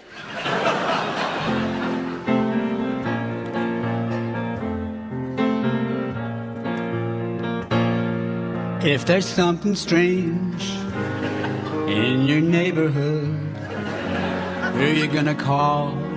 Ghostbusters. If there's something weird and it don't look good, who you gonna call? Ghostbusters. Oh, I ain't afraid of no ghosts. I ain't afraid of no ghosts. If you are seeing things running through your head, who can you call? Ghostbusters.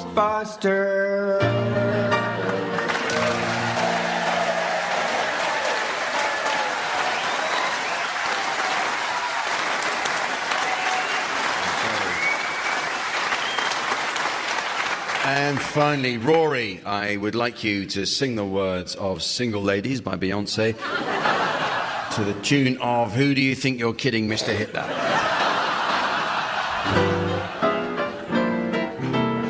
All the single ladies, all the single ladies, all the single ladies. All the single ladies, all the single ladies, all the single ladies, all the single ladies. Now put your hands up, 'cause if you liked it, then you should have put a ring on it. Up in the club we just broke up, I'm doing my own thing. You decided to dip, but now you wanna trip, 'cause another brother noticed me. I'm up on him, he up on me. Don't pay him any attention, 'cause I cried my tears for 3 good years. You can't be mad at me, 'cause if you liked it, then you should have put a ring on it.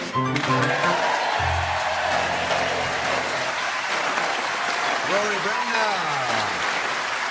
Rory Bremner. Thank you. So it's a bit difficult when you start clapping without realising how long it's going to go on for, isn't it?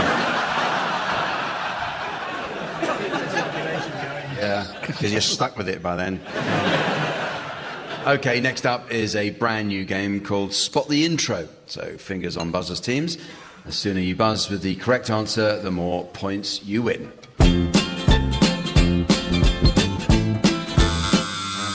Rory, yes, Rory, what do you think it is? Is it Chopin's Nocturne number 20 in C sharp, performed by Vladislav Spielman? Well, let's hear some more.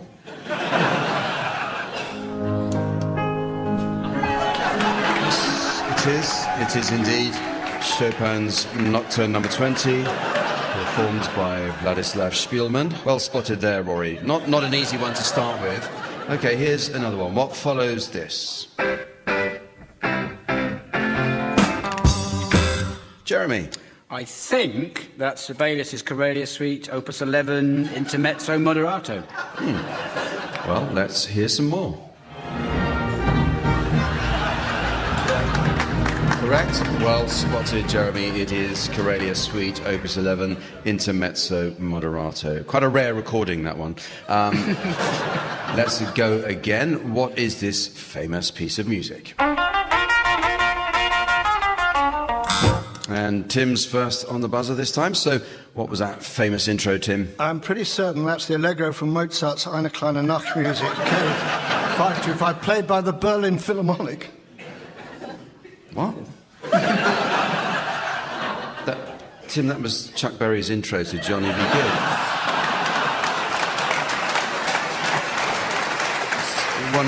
One of the most famous rock and roll tracks ever recorded. I can't believe you didn't get that. Sorry about that, everyone. It's well, let's have another intro, please. One? No. Okay,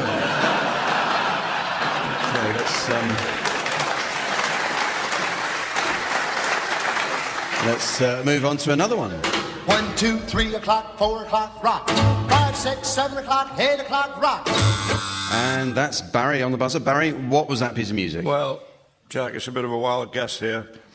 Is that Beethoven's Symphony No. 6, the Pastoral in F, Opus 68? Well, I think Barry, ever the wily old fox, has done it again. Let's have a listen.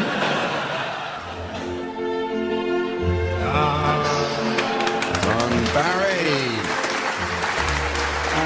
Okay. Let's go again. Fingers on buzzers. What is this famous piece of music?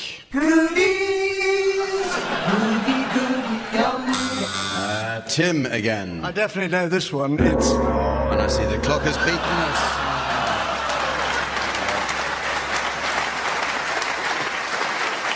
So we move on to a game which celebrates some of our language's best-known adages and time-honoured aphorisms. Teams, I'd like you to suggest updated versions of various well-known English proverbs and sayings in an effort to make them more relevant to life in the 21st century. So, as we know, everything can be reworked and improved, as Bruce Willis found out in his recent Welsh action film, Hard Die with a Vengeance. We'll start with you, Jeremy. An Englishman's home is... unaffordable.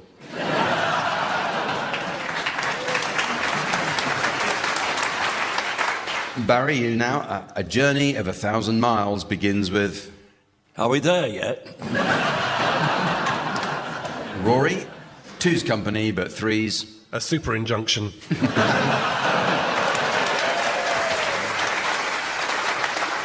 And Tim, a good man is hard. Full stop. Back to you, Jeremy. Love thy neighbour as... Someone has to feed the cats when you're away. Barry, after a storm comes a... Prime Minister with wellies on.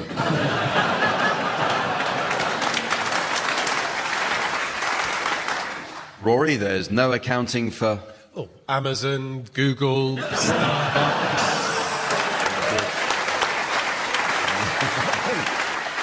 And finally, Tim, never go to bed on an... Widdicombe.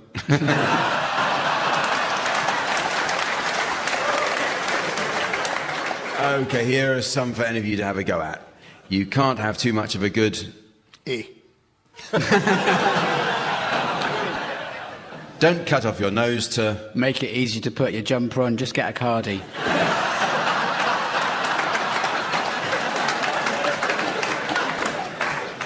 Don't change horses... Into a lasagna.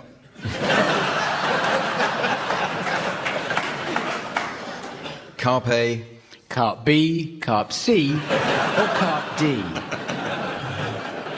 One might as well be hanged for a sheep as... Hung like a donkey.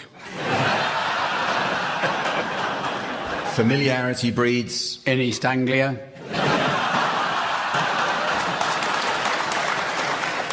Behind every great man there's... An arse.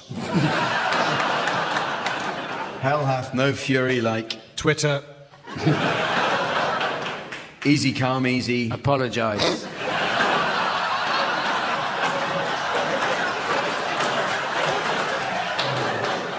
Softly, softly, catchy. Chlamydia. And finally, don't let the sun go down on... Your newspaper order.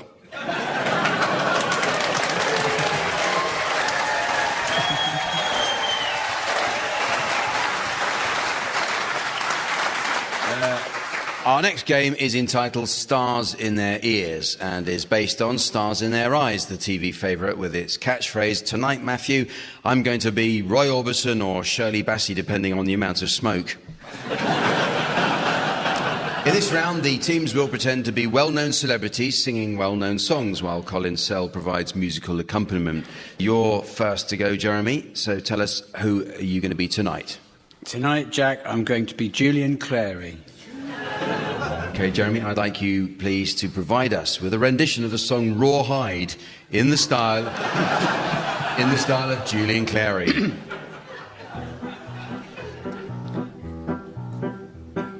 Rolling, rolling, rolling, though the streams are swollen, keep them doggies rolling, rawhide. Through rain and wind and weather, hell-bent for leather, wishing my gal was by my side. All the things I'm missing, good victuals, love and kissing, are waiting at the end of my ride. Move 'em on, head 'em up, move 'em up, head 'em on, move 'em up, head 'em on, rawhide. Cut 'em out, ride 'em in, cut 'em out, ride 'em in, rawhide.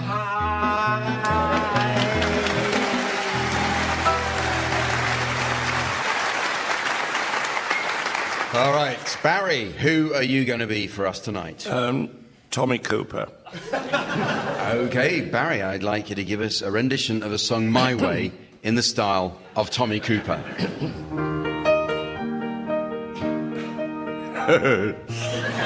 And now, the end is near. What do you mean, get off? I've just come on.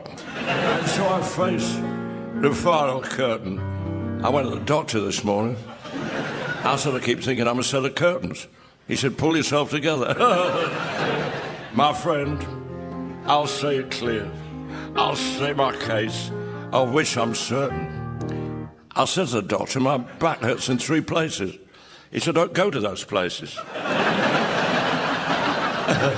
I've lived a life that's full. I've travelled each and every highway. My wife walks 5 miles a day. She's 50 miles away now. And more, much more than this. I did it my way, like that. No, like this. Regrets? I've had a few. I got on an escalator, it said dogs must be carried, and I couldn't find one. And then again, too few to mention. I said to the doctor, when I lift my arms up, it hurts. He said, don't lift your arms up. I did what I had to do and saw it through without exemption. I planned each charted course, each careful step along the byway. I was in a queue at the post office this morning, and the guy in front of me was holding a banana up. I said, why are you holding that banana up? And he looked and said, oh no, I've eaten my gun. And more, much more than this. I did it my way. Thank you very much. Thank you.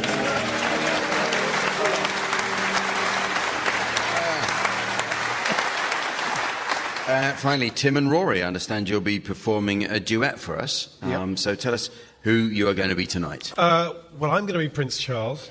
Who are you going to be, Tim? I'm going to be the Queen. OK, Tim and Rory, would you please provide us with a rendition of I Remember It Well in the style of the Queen and Prince Charles?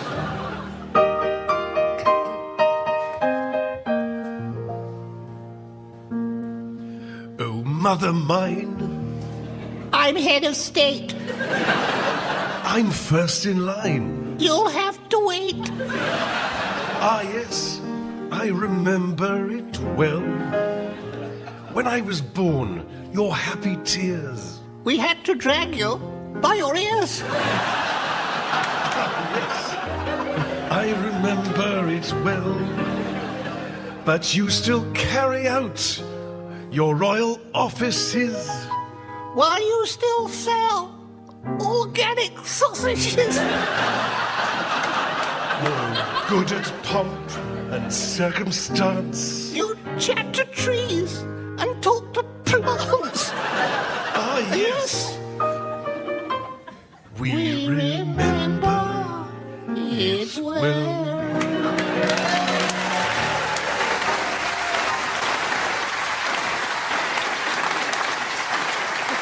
Well, it's very nearly the end of the show, but there is just time to fit in a quick round of Motorist Songbook.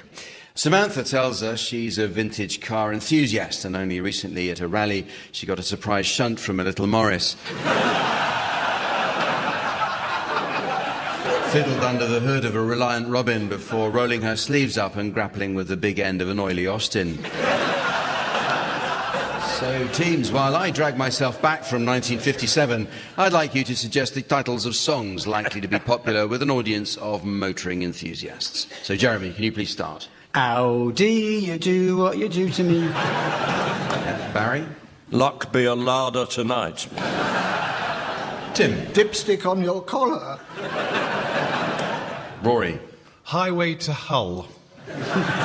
Fiddler on the roof rack. Can't love you because your Fiat's too big.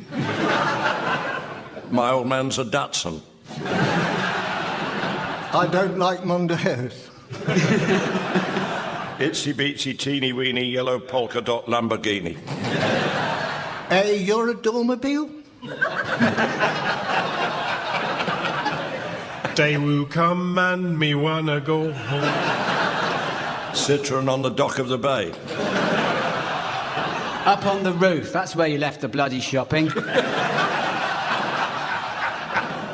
Lorry seems to be the hardest word. If you liked it, you should have put a wheel clamp on it. It's fun to stay at the DVLA. Hi and I will always love you.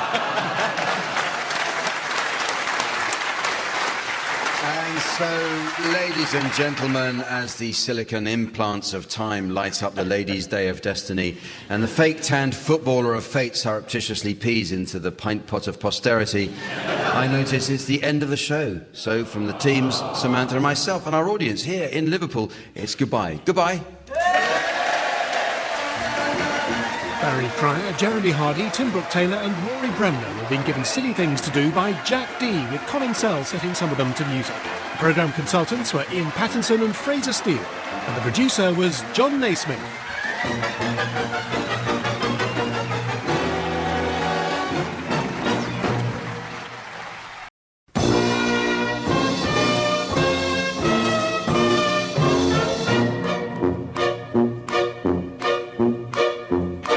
We present I'm Sorry I Haven't a Clue, the antidote to panel games.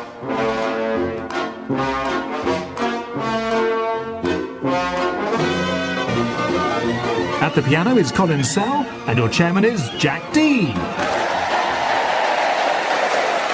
Hello and welcome to I'm Sorry I Haven't a Clue. You join us this week on a visit to Dorking in the county of Surrey. Basically, it's near Guildford, that's all you need to know. Admiral Lord Nelson's mistress, Lady Hamilton, lived at the Surrey town of Pyrford. Emma Hamilton was born to a poor blacksmith, but rose through society, eventually marrying Sir William Hamilton, a Scottish diplomat and army officer.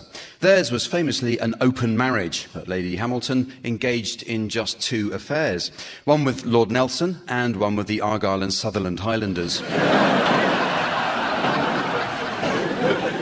It was the University of Surrey's Department of Technology which first identified the possibility that Volkswagen cars had been fitted with software designed to cheat emissions tests. They're now investigating what could be fitted in M-series BMWs to prevent them being driven by tossers.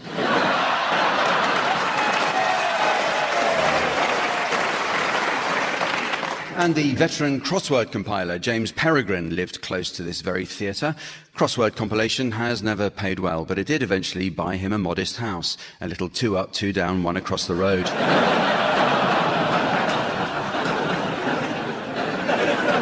The broadcaster Roy Plumley was born in Surrey and became famous for creating and presenting Desert Island Discs. The brilliantly simple format is where a well-known personality is asked, if they were stranded on a desert island, which records they would like to have. One in long-distance swimming, presumably.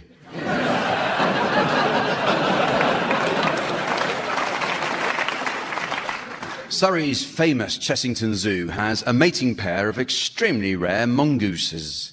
Extremely rare mongoose? Mongai? Chessington Zoo has an extremely rare mongoose. And another one.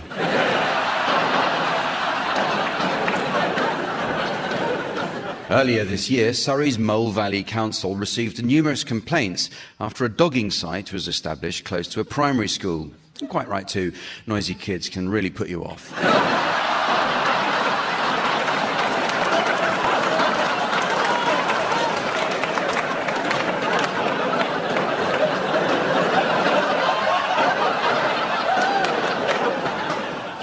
The novelist H.G. Wells wrote The Time Machine while he was living near here in Woking.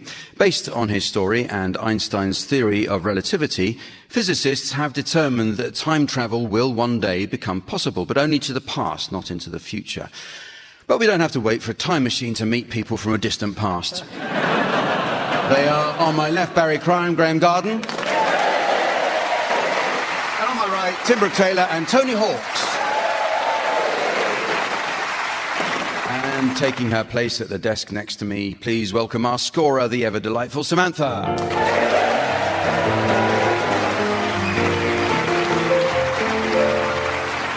Well, we start this week with a look at typographical errors. I think we're all aware of the havoc a single mistyped letter can cause.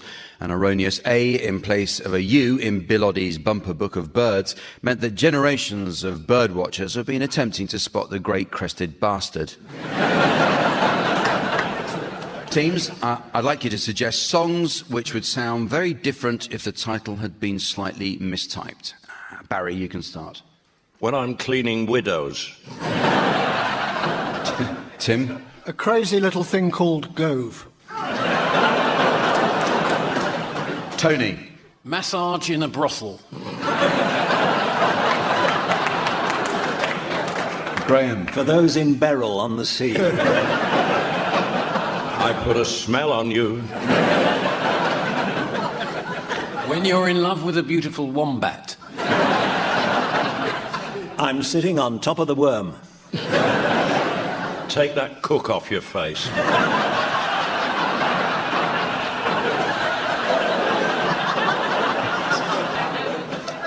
Another prick in the wall. Falling in Hove again. A day in the wife. Stuck in the piddle with you. Bummer of 69. You can leave your cat on. I'm on the highway to Hull. Owner of a lonely fart. Time for a music round now. This is where I ask the teams to sing one song to the tune of another. It's a popular round.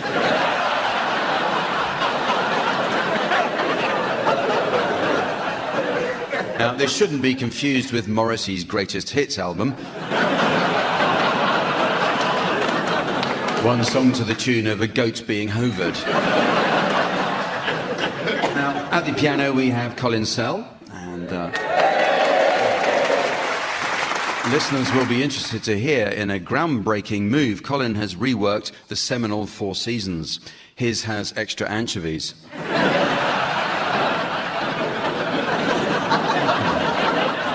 Well, we'll start with you, Graham. I'd like you to sing the words of the Funky Gibbon to the tune of I Love Paris. Where's your goodies? How do you do? We've just been down to the zoo.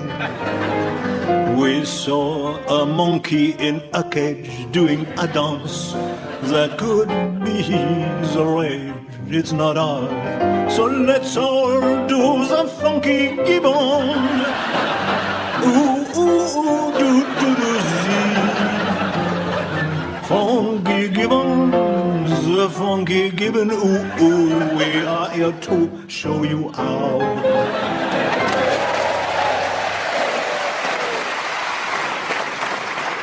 You now, Barry, I'd like you to sing the words of the theme to Fireman Sam.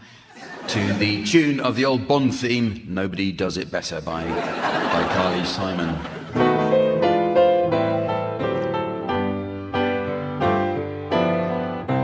When he hears the fire bell chime, Fireman Sam is there on time, putting on his coat and hat in less than 7 seconds flat. He's always on the scene, Fireman Sam.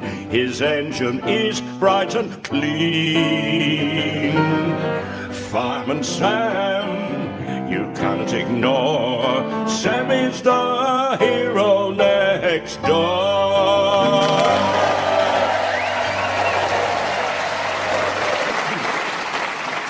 Thank you, Barry. It's your turn, Tim. I'd like you to sing the words of Sorted for Ease and Whiz by Pulp to the tune of I Vow to Thee, My Country.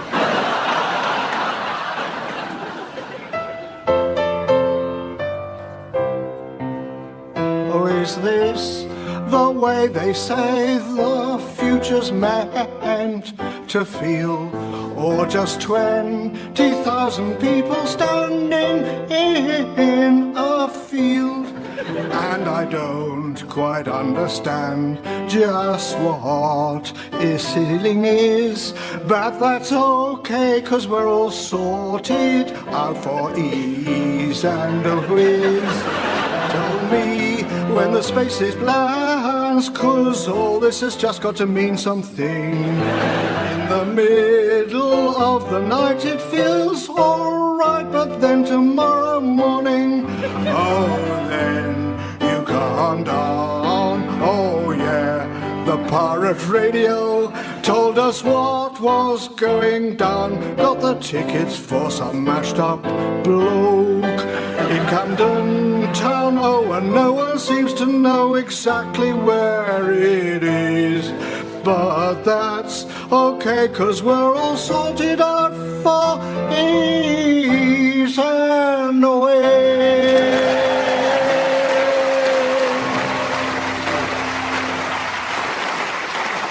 Tim Taylor, very much still got it. So much for penicillin, eh, Tim? And finally, Tony, I'd like you to sing the words of Baby Got Back by Sir Mix-a-Lot to the tune of Dance of the Hours.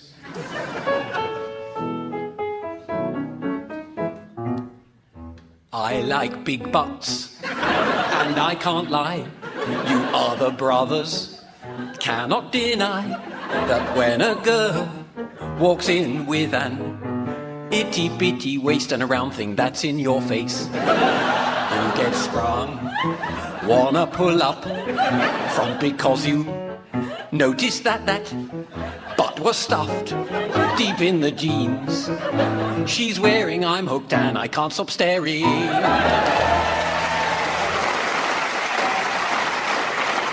Well, the next game is called Word for Word, and I'm a great collector of words and sayings and their different meanings around the world. For example, in this country, going on a lash means going on a pub crawl, whereas in Saudi Arabia, going on a lash means being caught with a bottle of homebrew in the back of your car. Now, Tony, I wish you'd never written that for me. Teams, I'd like you to take it in turns to exchange a series of words, while the opposing team should challenge if they detect any connection between the words. And you can start exchanging unconnected words. Tim and Tony, Barry and Graham, you'll be trying to spot a connection. So off you go, please, Tim and Tony. Kookaburra. Steadfast. Junket. Kerosene. Graham. Junket sets much better if you add a teaspoon of kerosene. Yes. I can't accept that. I don't think you can prove it. No, it sets better. It would tastes horrible. It would. No, I'm not going to allow that. Back to Tim and Tony. Caramelise. Globule. Graham again. Yeah, caramelised lobules are one of my favourite starters. With kerosene. With kerosene, yeah. Kerosene. Well, you're being persistent, at least, so I'll hand it over to you, Graham and Barry. Us? Yes. Oh. That was my word. Oh.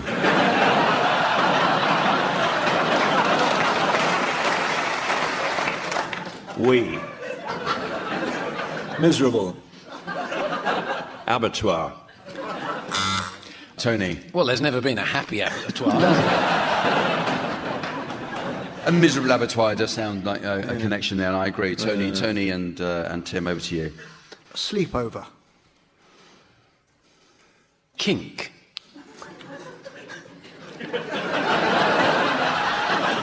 We can edit round these gaps then. Puff. Fish. Barry. Puff Fish, 60s rock group. What was their number? Oh, you remember the big one, Tim? You could sing it, I'm sure. Have you ever seen a fish puffing in the waves? Have you ever seen a fish? Look at how he raves.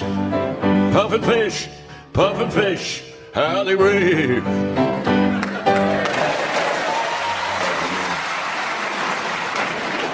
I think it must be true. I'm not in a position to dispute it. So over true. Yes, over to you, Barry and Graham. Now? Yes. That was my word.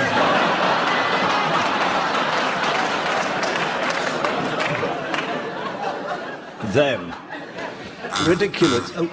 Tony. Well, now and then, obviously, they go together. They go together. What was your second challenge?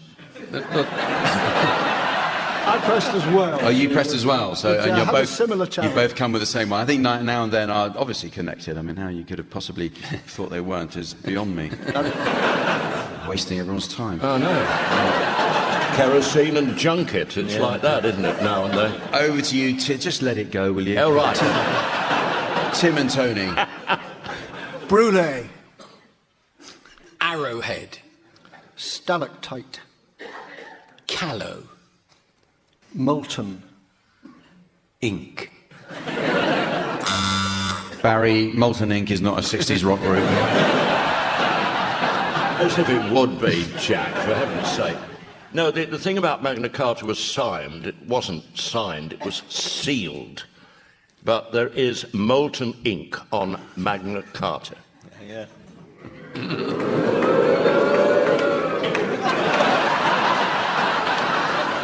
Surely that Barry, would what's ink like when it's not molten then? Very similar to kerosene. Is it? So that would be Magma Carta. Oh! You're in league with the devil, Jack. Thank you very much, thank you. No, I agree, there is a connection there. Over to you, Barry and Graham. Ridiculous. Demographic. No, that was a comment. Oh, I'm sorry.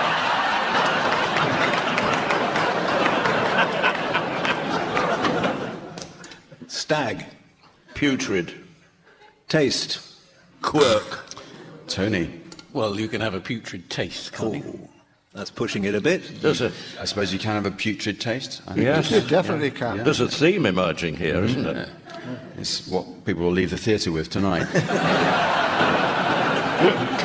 No, so that's correct. Well, at the moment, I can reveal that the scores at the moment are that Barry and Graham are 1 point ahead, which means Tony and Tim, you have the chance to win if you do this correctly now. So it's down to you, Tim and Tony. Raspberry. I'm very sorry.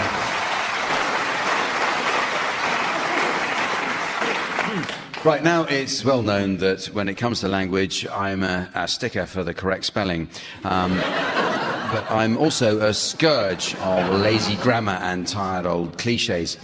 You certainly won't hear any overused phrases or hackneyed figures of speech on this show while I'm in charge, over my dead body. Now, to this end, the next round takes a look at the cliche in everyday usage. Teams, in this round, I'd like you to suggest some well-known English cliches or idioms together with their real meaning. So, Tony, will you start, please? Yeah. She's feeling down in the mouth. She's eaten a duvet.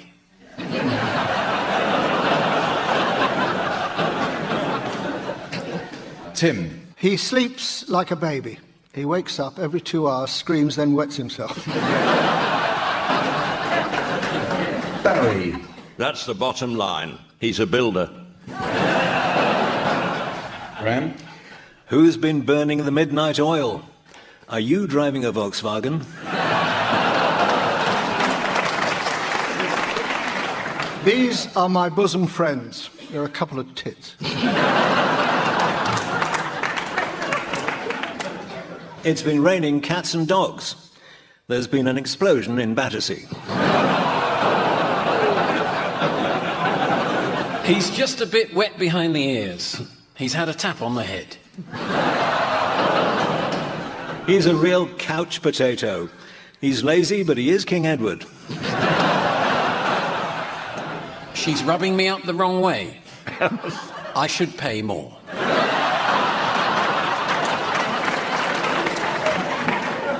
He says the job is in the bag. He couldn't find the gent.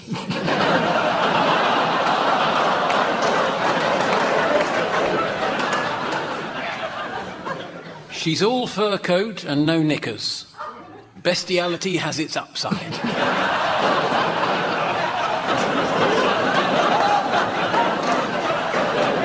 She's the apple of my eye.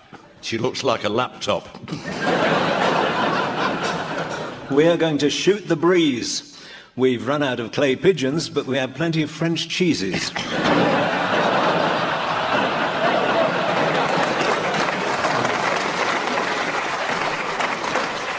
Well done. Well, Yes.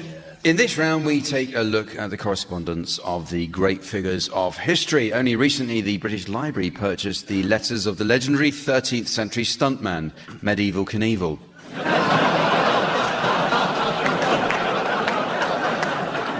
The teams will now take it in turns to improvise the letters sent between two famous figures, with two players providing one word each at a time. So Barry and Graham, I'd like you to start by composing a letter from Thomas Crapper, inventor of the flush water closet, to Queen Victoria. Then Tim and Tony will come up with a reply, and so on. So off you go, please, Barry and Graham. Dear Victoria, I am currently working on the device known as the flush toilet, and it seems very effective and pleasant. So, Now, then, I was walking to docking while talking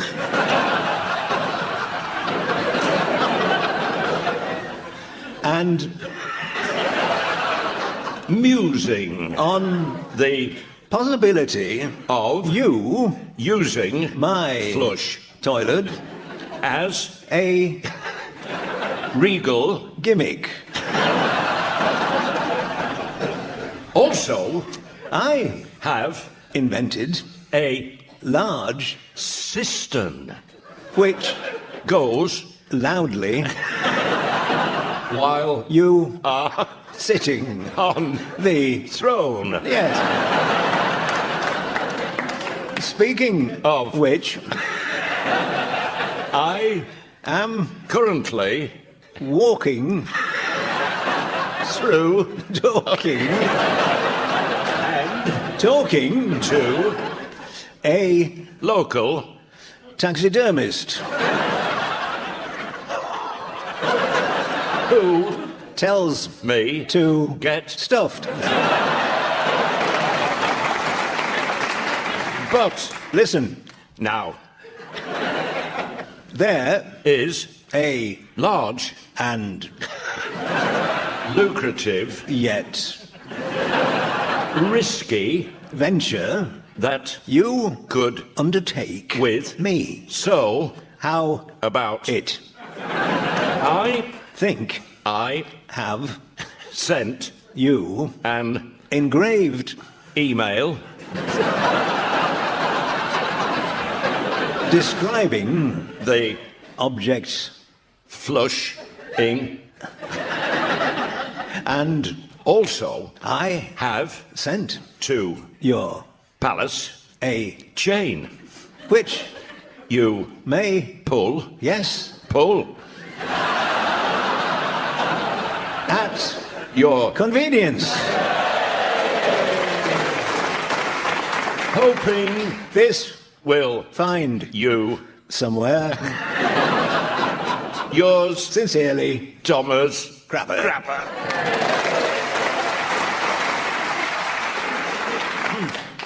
Dear Thomas, we all day long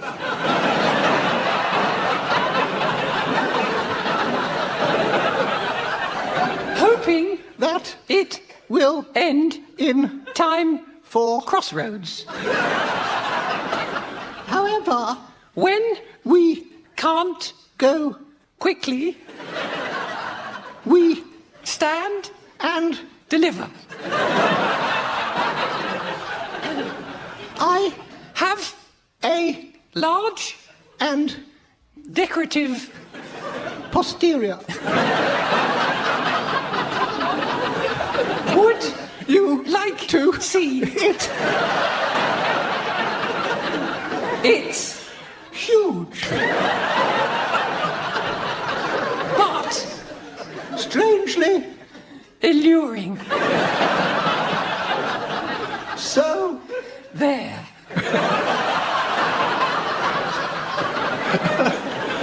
however If you come to the palace I will sit next to your contraption and I will deliver my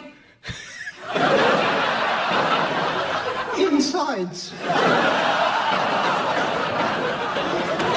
vigorously lots of love Queen Vicky.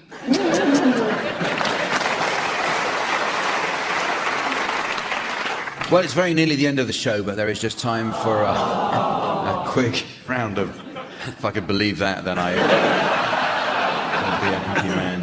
There is just time for a quick round of Vegetable Film Club. And needless to say, our panel love vegetables and are known to have up to 6 or 7 leaks a night. So I'd like them, please, to suggest titles of films likely to prove popular with an audience of vegetarians or greengrocers. Graham, you can start this one, please. A Quantum of Lettuce. Barry. War and Peas. Tim. Harrico Potter and the Deathly Marrows. Tony. The Outlaw Jersey Royals. No comfrey for old men. You Only Live Diced. Full Metal Jacket Potato. Kirk Douglas as leader of the Gladioli in Asparagus. With Nail and Dive. When Harrico met celery. The Texas Coleslaw Massacre. The Blue Legume. Parsnip and Old Lace. Tessa the D'Aubergine. Lentil.